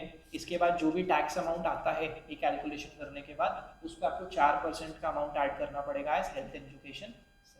चलो अपनी अपनी कॉपीज निकालोगे आप लोग अभी और एक इलस्ट्रेशन सॉल्व करो, ठीक है। देखो सर मैं क्या लिख रहा हूँ, टोटल इनकम है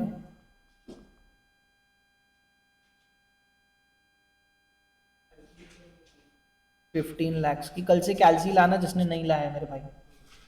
you are required to calculate the total tax liability in the following cases. A, age is 35 years, is a resident. B, age is 61 years, is a resident. C, age is 82 years, is a non-resident.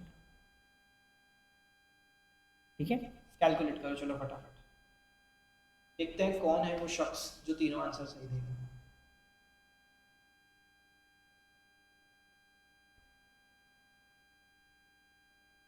Online वालों तुम भी करो।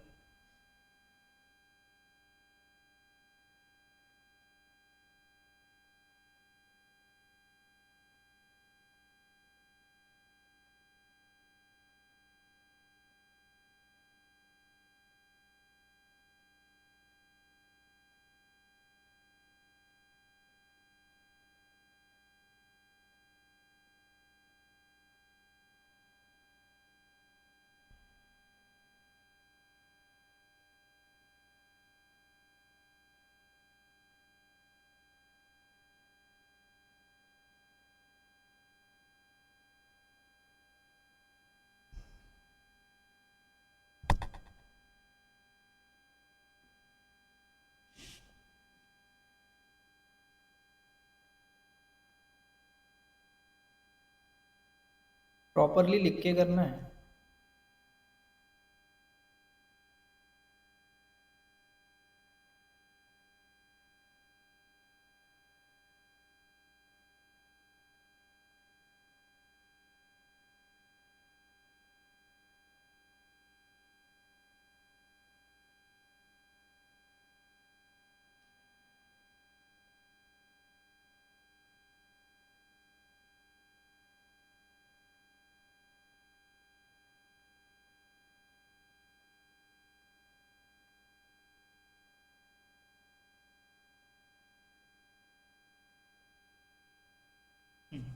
क्या answer आ रहा है?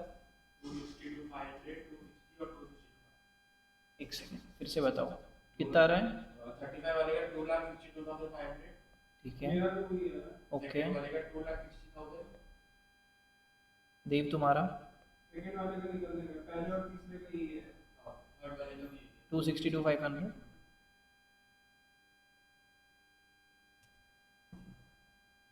और दूसरे वाले का देव तुम्हारा निकल।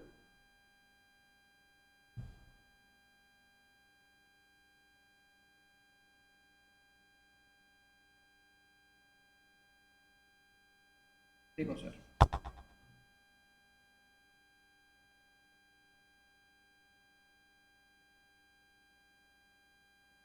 अप टू 2.5 लाख लगेगा पहले वाले केस में, basic execution limit. Since his age is less then 60, वो रेसिडेंट है, चाहे वो नॉन रेसिडेंट भी हो तो भी 2.5 लाख का था, अगर उसकी एज 35 तो 2.5 लाख तक दिन। उसके बाद में अमाउंट आएगा सर आपका 2.5 लाख 1 रुपये से लेके 5 लाख का, उस पर लगेगा कितना? 5%, विच इज़ 12,500। फिर 5 लाख 1 रुपीज़ से लेके 10 लैक्स तक आपकी रेट आएगी 20% की, which will give you another 1 lakh, followed bye income above 10 lakh till 15 lakh है ना, तो यानी कि 5 लाख के अमाउंट पे आएगा 1,50,000 eight the rate 30। This will give you 1,50,000 and total amount will be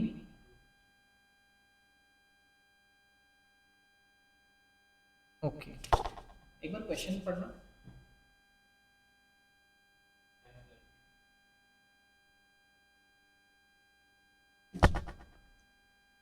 तो 4% वो भी कटेगा। हेल्थ एंड एजुकेशन सेस @4%, ठीक है। इसका 4% कितना आएगा? 2,62,500।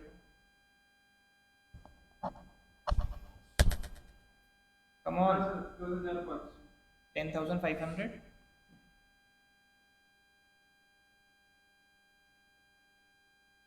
ठीक है, आपकी टोटल टैक्स लाइबिलिटी आएगी 2,73,000। ठीक है, क्या कोई आंसर बदलना है? ऊपर दिए हुए आंसर में से कोई आंसर बदलना है क्या?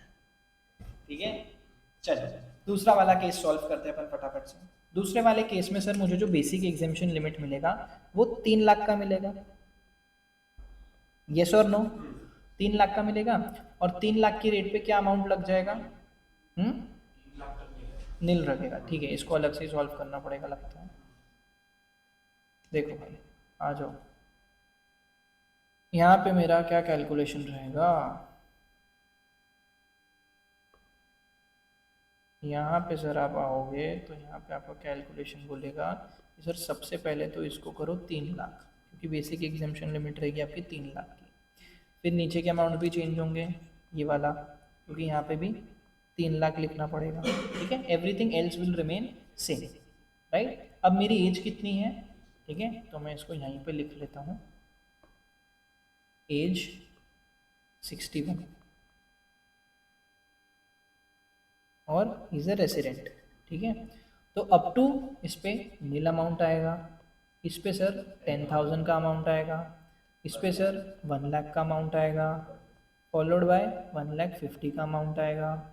परफेक्ट, ये आ गया टोटल टैक्स 2,60,000, जिस पे अगेन मुझे हेल्थ एंड एजुकेशन से @4% ऐड करना पड़ेगा, ठीक है सर। ये मैंने यहाँ पे लिख दिया, this amount, just a second, this amount will give me 10,400 and which will give me a total tax liability of 2,70,400, yes or no? ठीक है। अब तीसरा वाला जो केस है उसमें क्या होगा सर? तीसरे वाले केस में क्या होगा? मेरी जो क्या कहते हैं दिस एज है, वो एज कितनी है? 82 ईयर्स की, 82 ईयर्स की आई गेस, ठीक है। My age is 82 years and I am a non-resident, ठीक है। Dev, are we on the same page? ठीक, यहाँ पे मेरे को बेसिक एग्जामिनेशन लिमिट 2.5 लाख का मिलेगा कि 5 लाख का? यार 80 के अब है ना, 5 लाख का मिलना चाहिए, पर एनआर है, ठीक है। तो अप टू वही सेम रहेगा जैसा रेसिडेंट का था, ठीक है। एज इट इज छाप दूँ क्या? ये पूरा एज इट इज छाप दूँ क्या मैं? क्योंकि this will remain same exactly. ये हो गया पेस्ट। अब मुझे एक बात बताओ, कितने लोगों ने ऐसा पूरा लिख के किया था? रफ में किया था ना? ठीक है, रफ में किया था, बट लिखना है, ठीक है। आज मैं चलो होमवर्क में आपको ऐसे क्वेश्चन दूंगा, वो आपको लिख के लाना है, फॉर्मेट ऐसा है, बस इसीलिए बोला था लिखना है। This is not how institute is going to ask you the questions, this is just a basic understanding है, अपने को फ्लो पता होना चाहिए कैसे लिखना है। इंस्टीट्यूट में जो इंस्टीट्यूट के क्वेश्चंस होंगे ना, उसमें this is going to be a small part and that to the last part of the solution. पहले तो इनकम तक पहुंचना है, दैट इज द टास्क। ये कोई टास्क नहीं है, ये तो कोई भी कर लेगा, ठीक है। एक बार स्लैब समझ गया तो ये तो कोई भी निकाल लेगा। टास्क ये है कि भाई हम टैक्सेबल इनकम तक पहुंचना है, उसमें ही पूरी कहानी है, वही अपना पूरा सिलेबस है एंड वही अपन आने वाले 2.5 to 3 मिनट्स में पढ़ने वाले हैं, ठीक है। तो ऐसी बात है आपको, लेकिन ये चीज़ जितना जल्दी आप बिठा लोगे, दिस बेसिक थिंग मैं आपको बताऊं, जो ये चीज़ है ना कि असेसी रेसिडेंट है या नॉन रेसिडेंट है, उसकी एज क्या है, इस पे खेल होता है। इंटर लेवल पे नहीं, फाइनल लेवल पे भी इस पे खेल होता है। घाई गड़बड़ में आप भूल जाते हो, आपने सब कैलकुलेट प्रॉपर कर लिया है, बट आप कहाँ गलती करते हो? आप देखते हो उसकी एज 82 ईयर्स की है, स्ट्रेट अवे 5 लाख का आप एग्जेम्पशन लिमिट ले लेते हो, लेकिन आप भूल जाते हो कि वो नॉन रेसिडेंट है, और नॉन रेसिडेंट को वो चीज़ अप्लाई नहीं होती। इसीलिए आपके नोट्स में स्पेसिफिकली वो रेसिडेंट वर्ड को हाईलाइट करके चिपकाया है कि सुनो और देखो इसको, कि सिर्फ रेसिडेंट के लिए है, नॉन रेसिडेंट्स के लिए 2.5 लाख की बेसिक एग्जेम्पशन लिमिट है, ठीक है। समझ में आया? यस और नो?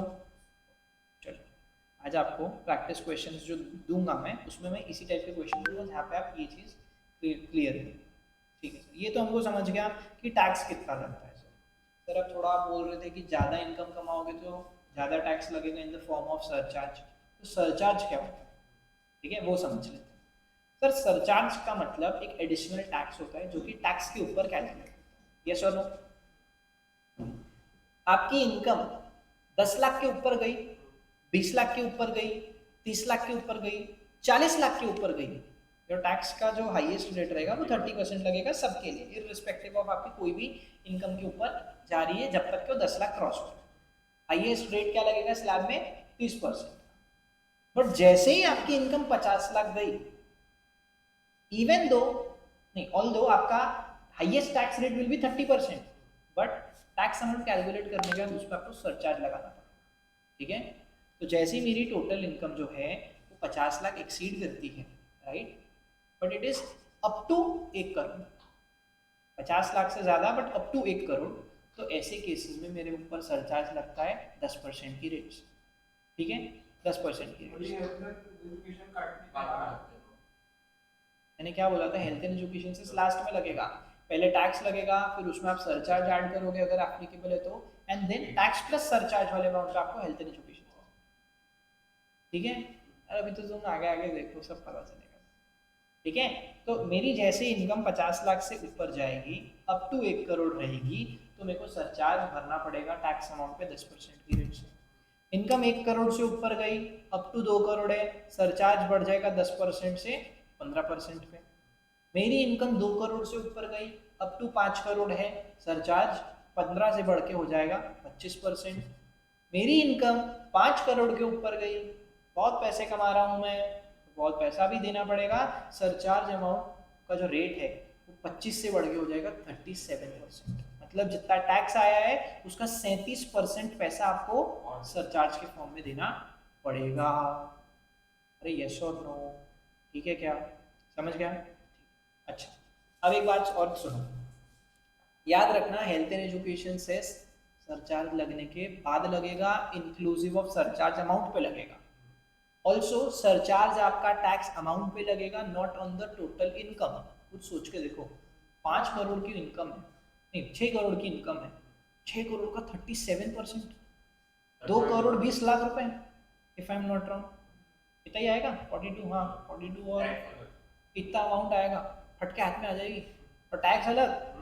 तो इसीलिए टैक्स अमाउंट के ऊपर आपको एडिशनल टैक्स भरना है, सरचार्ज। ठीक है, ये समझ में आया? पक्का?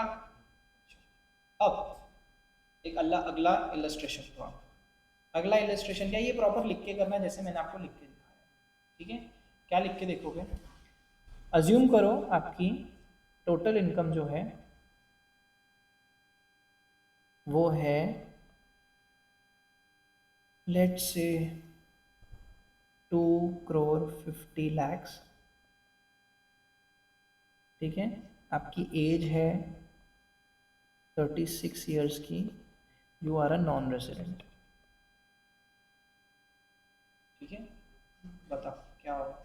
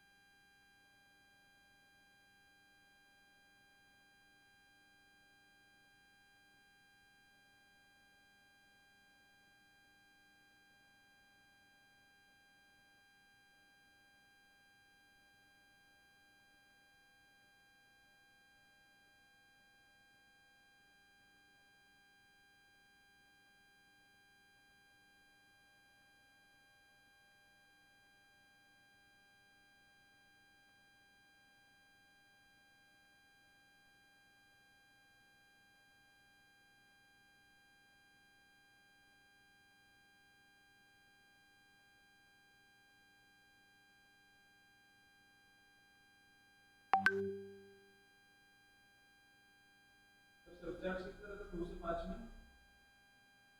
सरचार्ज एक सेकंड नोट्स खोल के रखता हूँ फिर आप सर्च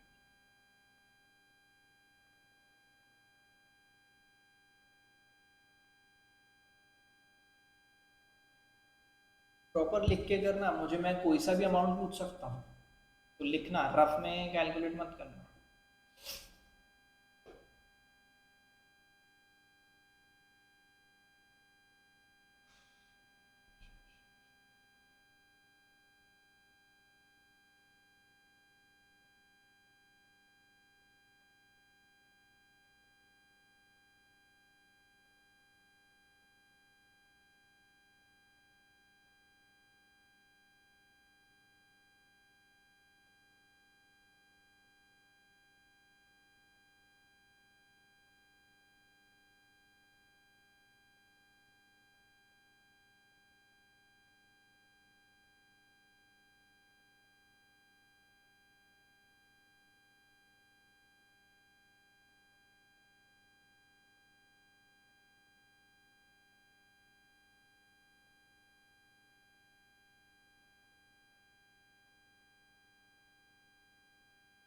और वो आया क्या, कहाँ तक पहुँचा?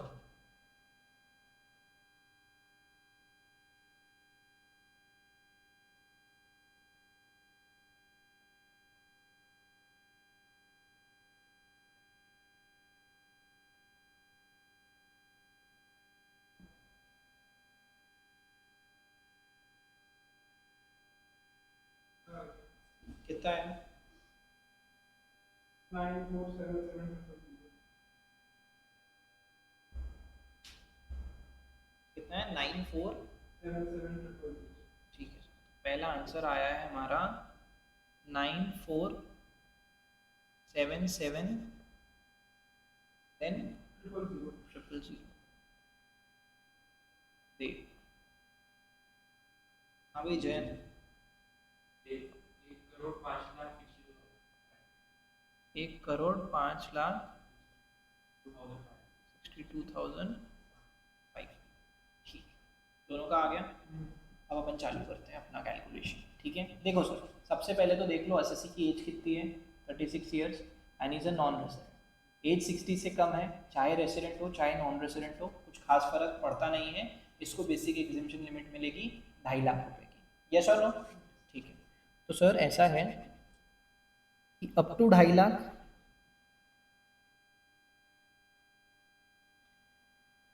2.5 लाख एक से लेके 5 लाख, यहाँ पे रहेगा नील।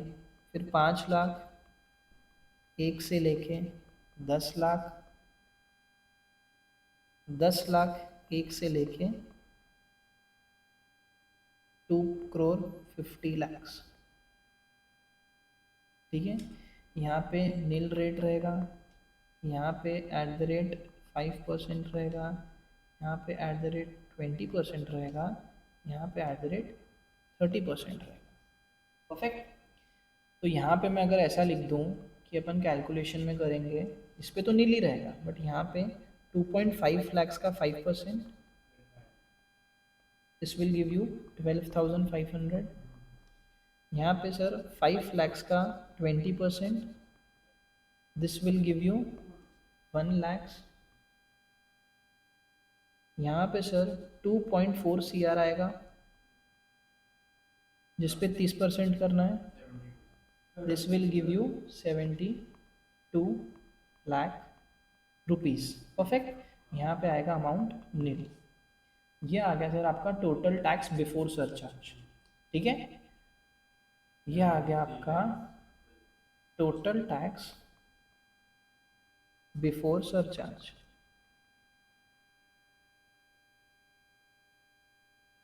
अरे यस और नो?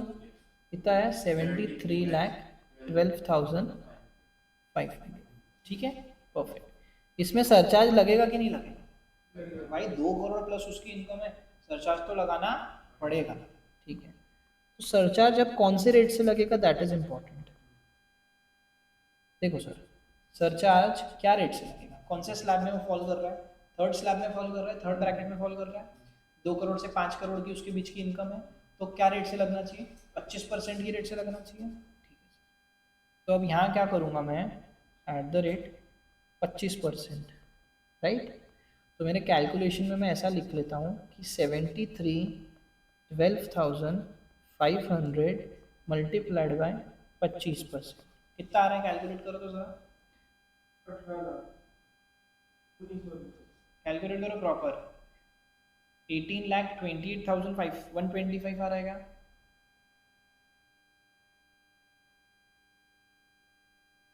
73 लाख 12, ठीक है, 18,28,125, yes or no, ठीक है। So this is your amount post surcharge, tax amount after surcharge.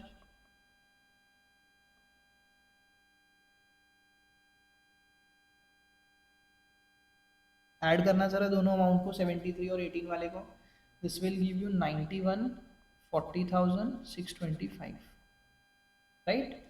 अभी मेरे को हेल्थ एंड एजुकेशन सेस भी तो ऐड करना है मालिक, कितने लोग वो भूल गए थे।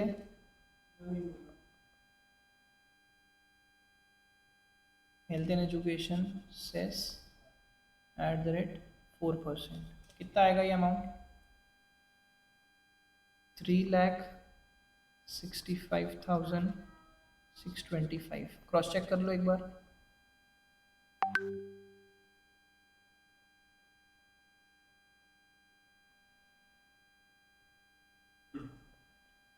टोटल टैक्स लाइबिलिटी निकाल के रखो कितनी आ रही है, 95,06,250, यस परफेक्ट।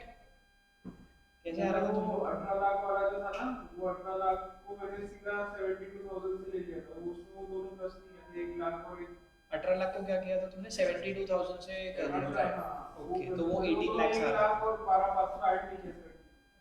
सरचार्ज एक ही बार लगता है, इसमें नहीं लगता है।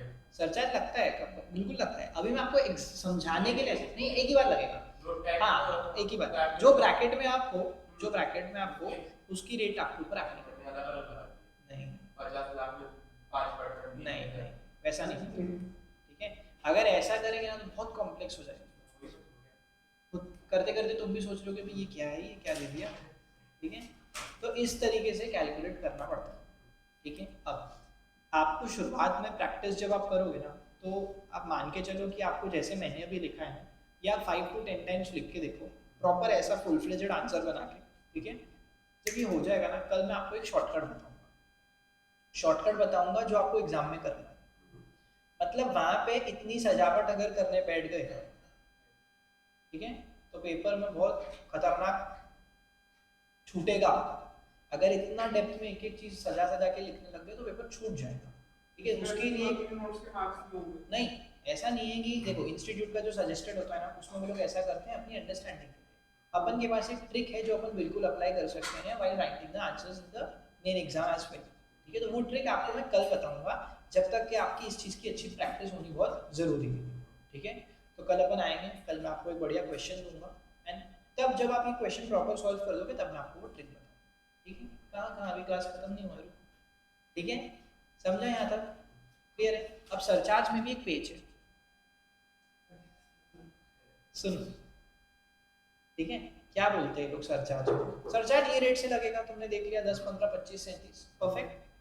4 ऐसी इनकम है जिसपे सरचार्ज 15% की रेट से ज्यादा नहीं लगेगा। एग्रीकल्चर होंगी नहीं, मैं पढ़ के आया, मैं भूल जाऊंगा, मुझे बताने दो प्लीज ठीक है। सुनो, कौन सी वो 4 इनकम है, वो 4 इनकम है सर। सबसे पहले तो आपकी डिविडेंड की इनकम, आप कंपनी के शेयर्स खरीदते हो, ठीक है, भगवान करे आपके पास बहुत अच्छी कंपनी के शेयर्स हो, आपको एकदम तगड़ा डिविडेंड आता रहे, ठीक है, अल्हम्दुलिल्लाह, ठीक है। तो तुम्हारा समझ के चलो, अगर तुमने एक अच्छी कंपनी के शेयर्स लिए हैं, तुमको अच्छी डिविडेंड की इनकम आती है, तो वो डिविडेंड की इनकम। उसके अलावा कैपिटल गेन में 4 सेक्शन है, 111, 111A, 112, 112A। उसमें से 3 सेक्शन है जो कि स्पेशल रेट्स पे आते हैं उसकी टैक्सेबिलिटी, 111A, 112, 112A, ठीक है। तो capital gain tax under section 111A, 112 and 112A, ये 3 सेक्शन में जो टैक्स अमाउंट आता है ना, वो अमाउंट और आपका डिविडेंड की इनकम, ये 4 ऐसी इनकम है जिसपे सरचार्ज आपका कैनॉट एक्सीड 15%। और ये क्या बोल रहे हो, ये क्या है 111A 112A? ठीक है, देखो मैं अभी सिर्फ एक समझाने के लिए, आपके दिमाग में डाउट ना रहे, मैं एक चीज़ बता देता हूँ। आपने लिस्टेड कंपनी अनलिस्टेड कंपनी का फर्क पता है अपन को? तो लिस्टेड कंपनी के जिसके शेयर्स रिकॉग्नाइज्ड स्टॉक एक्सचेंज पर लिस्टेड होते हैं, अगर आप उन रिकॉग्नाइज्ड स्टॉक मतलब उस लिस्टेड कंपनी के शेयर्स परचेज करते हो, ठीक है, और उसको बेचते हो, तो आपको कैपिटल गेन आता है। क्योंकि अभी के लिए आप बस इतना समझ लो, शेयर्स एंड सिक्योरिटीज जो होते हैं ना, वो आपके कैपिटल एसेट होते हैं। डेप्थ में अपन चैप्टर में पढ़ेंगे। तो मैंने क्या बोला कि अगर मैंने रिलायंस इंडस्ट्रीज लिमिटेड के कुछ शेयर्स परचेज करे, उसको मैंने बेचा, तो मेरे को कैपिटल गेन हुआ, प्रॉफिट हुआ, तो मतलब वो कैपिटल गेन है। अब अगर मैं उसको शेयर्स को बेचने के पहले 12 महीने या उससे ज़्यादा होल्ड कर रहा था, तो मुझे जो गेन होगा वो लॉन्ग टर्म कैपिटल गेन होगा। और अगर 12 महीने से कम होल्ड किया तो वो शॉर्ट टर्म कैपिटल गेन होगा। Short term capital gain is taxable under section 111A and long term capital gain on the sale of listed equity shares is taxable under 112A। ठीक है, बस इतना याद रखो। अभी बाकी क्या रेट पे होता है वो सब समझने का जरूरत अभी नहीं। ठीक है, थ्योरी के हिसाब से मतलब रेट वेट में अभी नहीं जाएंगे अपन, रेट थोड़ी देर बाद में। समझ में आया? और जो 112 है वो क्या है? अरे यार, जो भी अपने शेयर्स की लिस्टेड कंपनी की इक्विटी शेयर्स के अलावा अगर आपने कोई कैपिटल एसेट को लॉन्ग टर्म पीरियड के लिए होल्ड करके बेचा है, उसकी टैक्सेबिलिटी 112 में आती है। परफेक्ट। तो ये 3 इनकम समझ गई। डिविडेंड की इनकम तो पता है ही तुम लोग को, ठीक है। ये 4 इनकम, इस पे जो आप टैक्स कैलकुलेट करते हो, उस टैक्स अमाउंट पे सरचार्ज कभी भी 15% की रेट से ज्यादा नहीं लग सकता। परफेक्ट, समझ गया? अब एक एग्जांपल के लिए, अच्छा सर वो डिविडेंड की इनकम भी क्या कोई स्पेशल रेट की इनकम है? नहीं, उसकी टैक्सेबिलिटी नॉर्मल स्लैब रेट के हिसाब से ही होती है, जैसे अभी अपन ने इलस्ट्रेशन करा। ठीक है, आगे देखो। अगर आपकी टोटल इनकम है 60 लाख रुपीस की, कितनी है सर? 60 लाख की है, ठीक है। उसमें से डिविडेंड और कैपिटल गेन वाला जो इनकम है वो 30 लाख का है, एंड बैलेंस इनकम आपका कितना है? 30 लाख का है। तो सरचार्ज का रेट क्या एप्लीकेबल होगा सर? पहले तो आप टोटल इनकम देखो, वो कौन से ब्रैकेट में जा रहा है?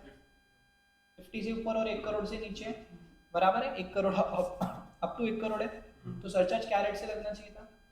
10%, है ना। सरचार्ज का रेट ऊपर ही तो था बे, 10% का था, ठीक है। 10% लग सकता है क्या डिविडेंड कैपिटल गेन पे? बिल्कुल लग सकता है, 15 तक बोला था ना।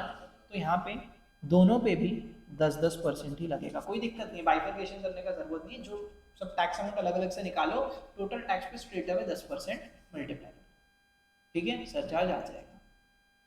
दूसरा केस देखो। दूसरे केस में आपकी टोटल इनकम है 1 करोड़ 25 लाख, बराबर है। मतलब ये कौन से ब्रैकेट में? 1 करोड़ से 2 करोड़, विच इज 15% का सरचार्ज रेट, यस और नो। उसमें से 50 लाख का डिविडेंड कैपिटल गेन है, 75 लाख का बैलेंस है। क्या फर्क पड़ता है? 15% तक तो लगा सकते हैं ना, दोनों पे 15% लगा दिया जाएगा। ठीक है, यहाँ तक क्लियर है? अब थोड़ा लेवल बढ़ाते हैं।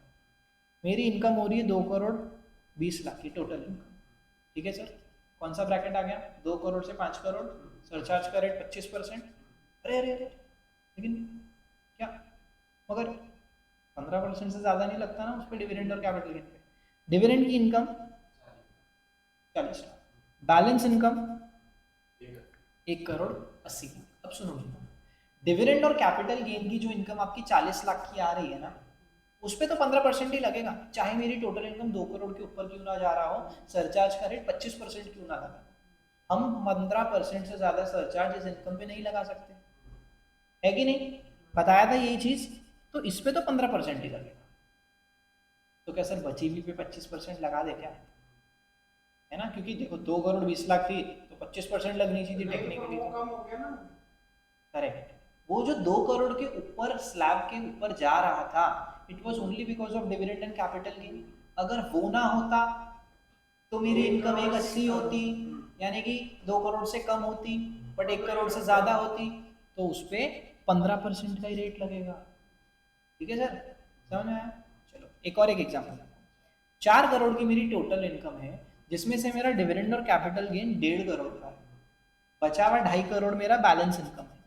सर वो 1.5 करोड़ का है, 4 करोड़ पहले तो ब्रैकेट 2 करोड़ से 5 करोड़ में 25% के ब्रैकेट में बैठे हुआ, बराबर है। बट मेरा डिविडेंड और कैपिटल गेन जो 1 करोड़ 40 लाख का है, 1 करोड़ 50 लाख का है, उस पर तो 15% से ज़्यादा मैं लगा ही नहीं सकता, सवाल ही नहीं उठता है। तो ये तो 15 ही लगेगा। सवाल आता है वो बैलेंस इनकम का क्या करना है। 25 ही लगेगा। अब 25 लगेगा, क्योंकि सर तुम हो या ना हो, मैं तो 2 के ऊपर ही हूँ ना, तो मेरे ऊपर तो 25% की रेट एप्लीकेबल होगी, ठीक है सर। और लास्टली 6 करोड़ 50 लाख की आपकी टोटल इनकम है, जिसमें से 1 करोड़ 20 की आपकी डिविडेंड और कैपिटल गेन है, जिसपे तो 15 ही लगेगा, चाहे आप 37% के ब्रैकेट में क्यों ना बैठे हो। जो बैलेंस इनकम है 5 करोड़ 30 लाख, उस पर कितना लगेगा, 5 करोड़। क्योंकि वो अपने आप में 5 के ऊपर जा रही है, समझ में आया। क्योंकि सर वो अपने आप में 5 के ऊपर जा रही है, इसीलिए उस पर तो 37% का रेट एप्लीकेबल हो जाएगा। मतलब सबसे इंपॉर्टेंट अगर आप यहाँ देखो ना, तो ये वाला केस है भाई साहब। 2 करोड़ 20 लाख की टोटल इनकम, आपका बहुत मन हो रहा है इसको 25% की ब्रैकेट में बिठाने का, बट एक बार चेक कर लो डिविडेंड और कैपिटल गेन की इनकम कितनी है, 40 लाख की है। उस पर तो अपने को मैक्सिमम 15% ही सरचार्ज लगा सकते हैं, राइट। जो बचा हुआ अमाउंट है, क्या वो अपने आप में 2 करोड़ से 5 करोड़ के ब्रैकेट में बैठ पा रहा है, नहीं बैठ पा रहा। तो वहाँ फिर रुक जाओ और जिस ब्रैकेट में वो बैठ पा रहा है वो ब्रैकेट एप्लीकेबल होएगा, ठीक है सर, समझ में आया। अच्छा, अगर आप ये मुझे बोलो कि सर सेकंड केस में 1 करोड़ 25 लाख का अमाउंट है, वो 15% की ब्रैकेट में है, ठीक है। वहाँ पे सर आपका डिविडेंड और कैपिटल गेन 50 लाख का है, बैलेंस इनकम मेरी 75 की है, तो वो बैलेंस इनकम पे आपने फिर 15% क्यों लगा दिया, वो तो 50 लाख से 1 करोड़ के ब्रैकेट में बैठ रहा है। अब वो चीज़ आपको वहाँ चेक करने का ज़रूरत नहीं। रीज़न क्या है भाई, 15 तक तो आप लगा सकते थे ना डिविडेंड और कैपिटल गेन पे, तो जब तक के 15% के ब्रैकेट में हो ना, you don't need to bifurcate the income. Neither the of course income bifurcation करना पड़ेगा बिकॉज टैक्स रेट अलग होगा, बट आपको टैक्स अमाउंट का बाइफरकेशन करने का जरूरत नहीं है for the purpose of calculation of surcharge, ठीक है। लेकिन जहां वो 15% के ऊपर से ऊपर वाले स्लैब पे जा रहा है, तब आपको ये चीज करनी पड़ेगी। ये देखना पड़ेगा कि क्या बैलेंस इनकम अपने आप में 25% के स्लैब में बैठ पा रहा है क्या। अगर हाँ, तो बिल्कुल लगाओ 25% या 37% एज द केस में भी। बट अगर वो अपने आप में 25% के ब्रैकेट में नहीं बैठ पा रहा है या 37% के ब्रैकेट में नहीं बैठ पा रहा है, तो फिर सरचार्ज उस रेट पे एप्लीकेबल नहीं होगा। समझ में आया क्या सर, क्लियर है। नींद आ रही है क्या, थोड़ी बहुत क्वेश्चन आ गया नहीं है, टेंशन मत लो। ये आज तुमको लग रहा है कि थोड़ा कॉम्प्लेक्स है, जब इसको 1-2 बार इसके सोल्यूशन अपन कर लेंगे ना, तो ये बहुत इजी लगेगा। ठीक है सर, समझ में आया यहाँ तक, क्लियर है। चलो एक है ना, एक सरचार्ज का अच्छा इलस्ट्रेशन कर लेते हैं फिर। 12:30 हाँ कोई बात नहीं, तो 10 मिनट आगे पीछे है, बोलता तो मैं बहुत कुछ हूँ। आप ही करते हैं, पीछे नहीं करते कभी। हाँ चलो ध्यान दो, ये दोनों मिक्स वाला है क्या, हाइब्रिड? रुको तो सही, वो तुम डिसाइड करोगे। देखो टोटल इनकम कितनी है मेरी सर, एज कितनी है मेरी, एज है मेरी सर 62 ईयर्स की, एंड मेरा रेसिडेंशियल स्टेटस क्या है sir, I am a resident, ठीक है sir, I am a resident, perfect. मेरी टोटल इनकम जो है ना, वो कितने की है, एक सेकेंड,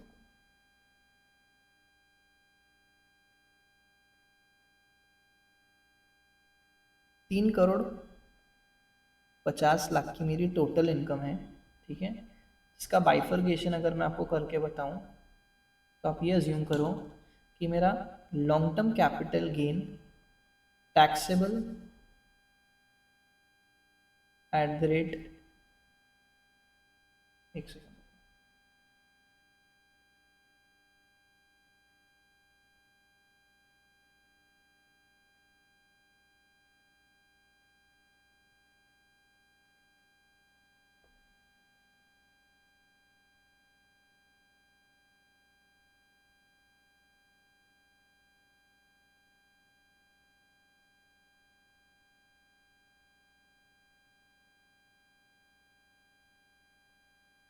जो मेरा लॉन्ग टर्म कैपिटल गेन है टैक्सेबल एट द रेट 20%, मैंने आपके हेल्प के लिए रेट पहले मेंशन कर दी, वो कितना है सर, वो 1.2 CR का है, 1 करोड़ 20 लाख का है।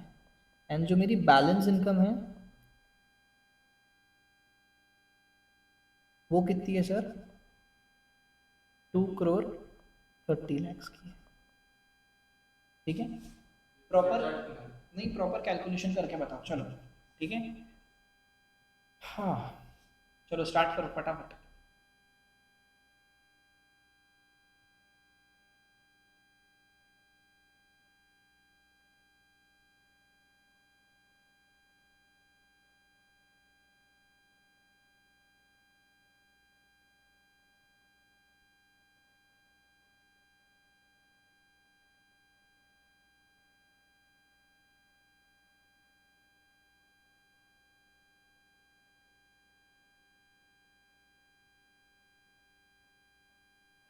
एज क्या है?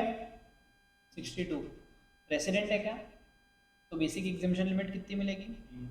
3 लाख की मिलेगी ना। ठीक है, तो मेरा अप टू 3 lakhs।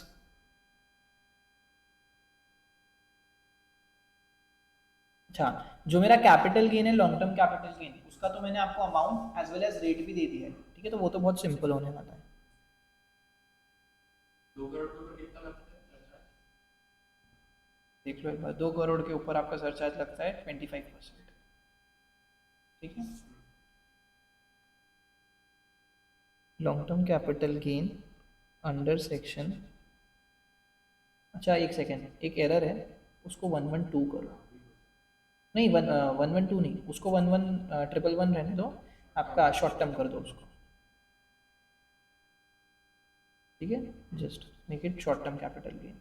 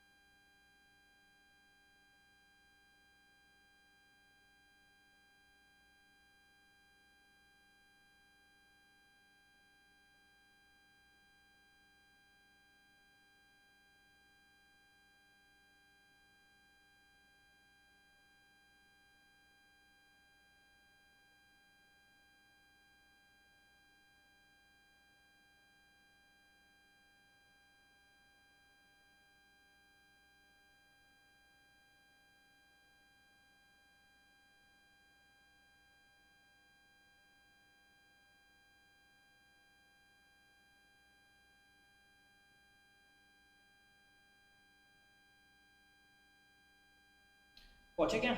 कहाँ तक पहुंच गए? हो गया, पूरा निकल गया? कितना आ रहा है पूरा? 1 करोड़ 85 लाख 27। देखो भाई, जैन का आ रहा है 1 करोड़ 85 लाख मेरा तो बैलेंस नहीं दिया है। 27,600।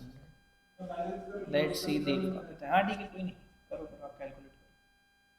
ठीक है, देखते हैं अपन भी बैलेंस तक तो पहुंचते हैं, कितना आ रहा है अपना। इसका आएगा 24 lakhs। ठीक है, ये आएगा अमाउंट 24 लाख का। ये अमाउंट देके जाएगा आपको nil, followed by 12,500, followed by 1 lakh, followed by 69 lakhs। ठीक है, ये आ गया आपका टोटल अमाउंट बिफोर सरचार्ज। कितना आएगा बॉस ये? 69, 17, 70, 94, 94, 1205, 94,12,500।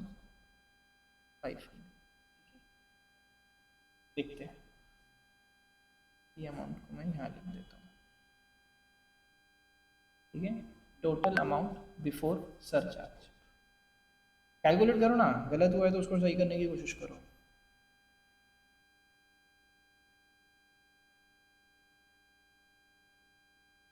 ठीक है, अब देखो मेरी बात, अगर आपको अटक रहे हो, देव जम रहा है, हाँ, करो करो कैलकुलेट करने की कोशिश करो, आएगा आएगा सरचार्ज आएगा। इसका रेट क्या सरचार्ज का? सरचार्ज का रेट अगर अपना 2 CR से लेके 5 CR के बीच में है तो इट इज 25%। देखो भाई, मेरा टोटल इनकम कितना था, 3.5 CR which is between 2 to 5 CR, तो applicable surcharge rate is of 25%। However मेरा जो स्पेशल इनकम होता है जैसे लॉन्ग टर्म कैपिटल गेन या short term capital gain 111A वाला, उस पर 15% से ज़्यादा नहीं लग सकता।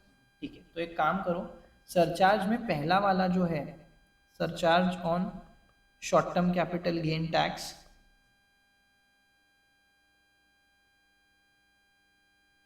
Will be eight the rate maximum 15%। तो इसका कैलकुलेशन में क्या बोलेगा, उस पर टैक्स कितना आया था, 24 लाख आया था, तो 24 लाख का 15% कर दो, बराबर है। हाउएवर जो मेरा बी है बैलेंस इनकम, उस पर क्या रेट लगेगा सर, बैलेंस इनकम कितनी है मेरी, 2,30,00,000 की है, क्या वो अपने आप में 2 करोड़ से 5 करोड़ के ब्रैकेट में बैठ रही है, बिल्कुल बैठ रही है सर। तो उसका जो टैक्स अमाउंट आएगा ना, उस पर आपको पे करना पड़ेगा कितना, 25%। ठीक है सर, तो उस पर अपने को एट द रेट 25% पे करना पड़ेगा।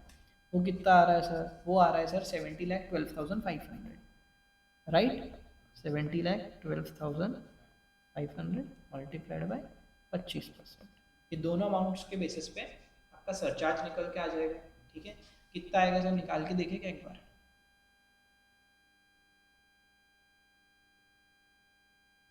तीन 60 आ रहा है इसका अमाउंट, तो राइट, इसका कितना आ रहा है, 70 वाले का 16,000, 17,125। बैलेंस इनकम तो बोलो बोलो, वो है ना 94,12,500 वो दोनों मिला के, चलो ठीक है, आपके थोड़ा और रेफरेंस के लिए एक चीज़ कर देता हूँ मैं, ये जो अमाउंट है ना, इसको मैं आउटर कॉलम में लिखता हूँ,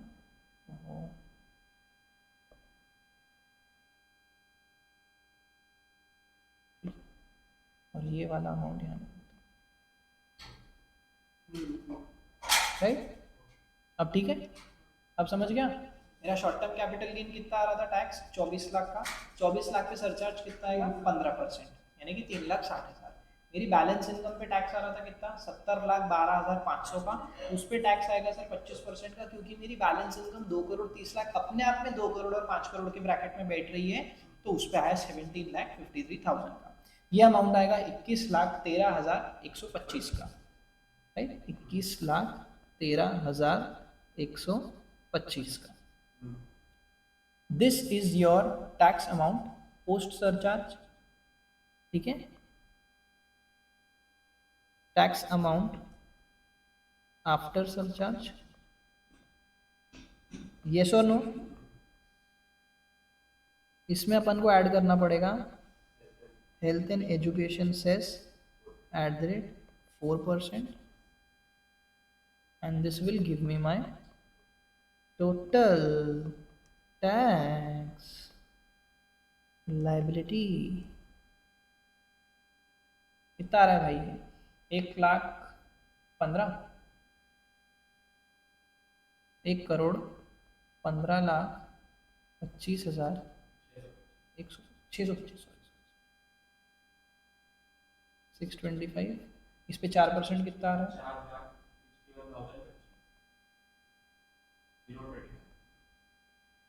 क्रॉस चेक, 1,15,25,625 मल्टीप्लाई 4%। ठीक है, इसको अपन प्लस में डाल देते हैं तो आएगा अमाउंट 1,19,86,650। ठीक है सर, समझ में आया, 1,17,00,000। 1,17,65,625। क्यों, फर्स्ट स्टेप वो 20% है। 20% short term capital gain tax. देखो अपन ने क्या क्वेश्चन में लिखा था कि 3,50,00,000 की टोटल इनकम है जिसमें से short term capital gain under section 111A is taxable at the rate 20%। जो शॉर्ट टर्म कैपिटल गेन है वो एक स्पेशल रेट का इनकम है, उस पे रेट 20% की मैंने क्वेश्चन में आपको दे दी। तो उसका जो गेन अमाउंट है उस पे टैक्स कैलकुलेट करने के लिए 20% से मल्टीप्लाई करना पड़ेगा, समझा? उसके बाद तो बैलेंस इनकम 62 इयर्स के थे तो 3 लाख की बेसिक एग्जामिशन लिमिट लेके कैलकुलेट करेंगे अपन, ठीक है? सरचार्ज पे थोड़ी मेहनत थी और वो अपन ने मेहनत कर लिया। एक उसमें वो बिना वो चार्ज एक्सेप्शन उसमें सीधे सिटीजन का मतलब नहीं। किसमें? Health education. Health and education से हेल्थ एंड एजुकेशन नहीं, वो सबसे ऊपर जो वो 4 एक्सेप्शन है जो नहीं नो वो सबके लिए कॉमन रेट रहेगा, वो उसमें अलग अलग रेट नहीं रहेंगे depending upon your age, change हो ऐसा नहीं है, ठीक है सर? यहाँ तक समझा क्या आप लोगों को? क्लियर है क्या? पक्का? तो अभी के लिए आज की क्लास के लिए इतना ही। आपसे कल मुलाकात होगी जब अपन इस टैक्स की गाड़ी को आगे बढ़ाएंगे। तब तक के लिए आप लोगों को अगर कोई डाउट्स हो तो please please please feel free to reach out to me. And अगर आप लोगों को थोड़ा मेरी बात माननी है तो प्लीज़ आई विल रिक्वेस्ट कि आज घर पे जाके जो पढ़ाया है वो प्लीज़ पढ़ना, वरना कल की क्लास में सब बाउंस हो जाएगा, ठीक है? सो मिलते हैं आपसे कल की क्लास में, तब तक के लिए all the very best, bye bye, take care, see you super soon.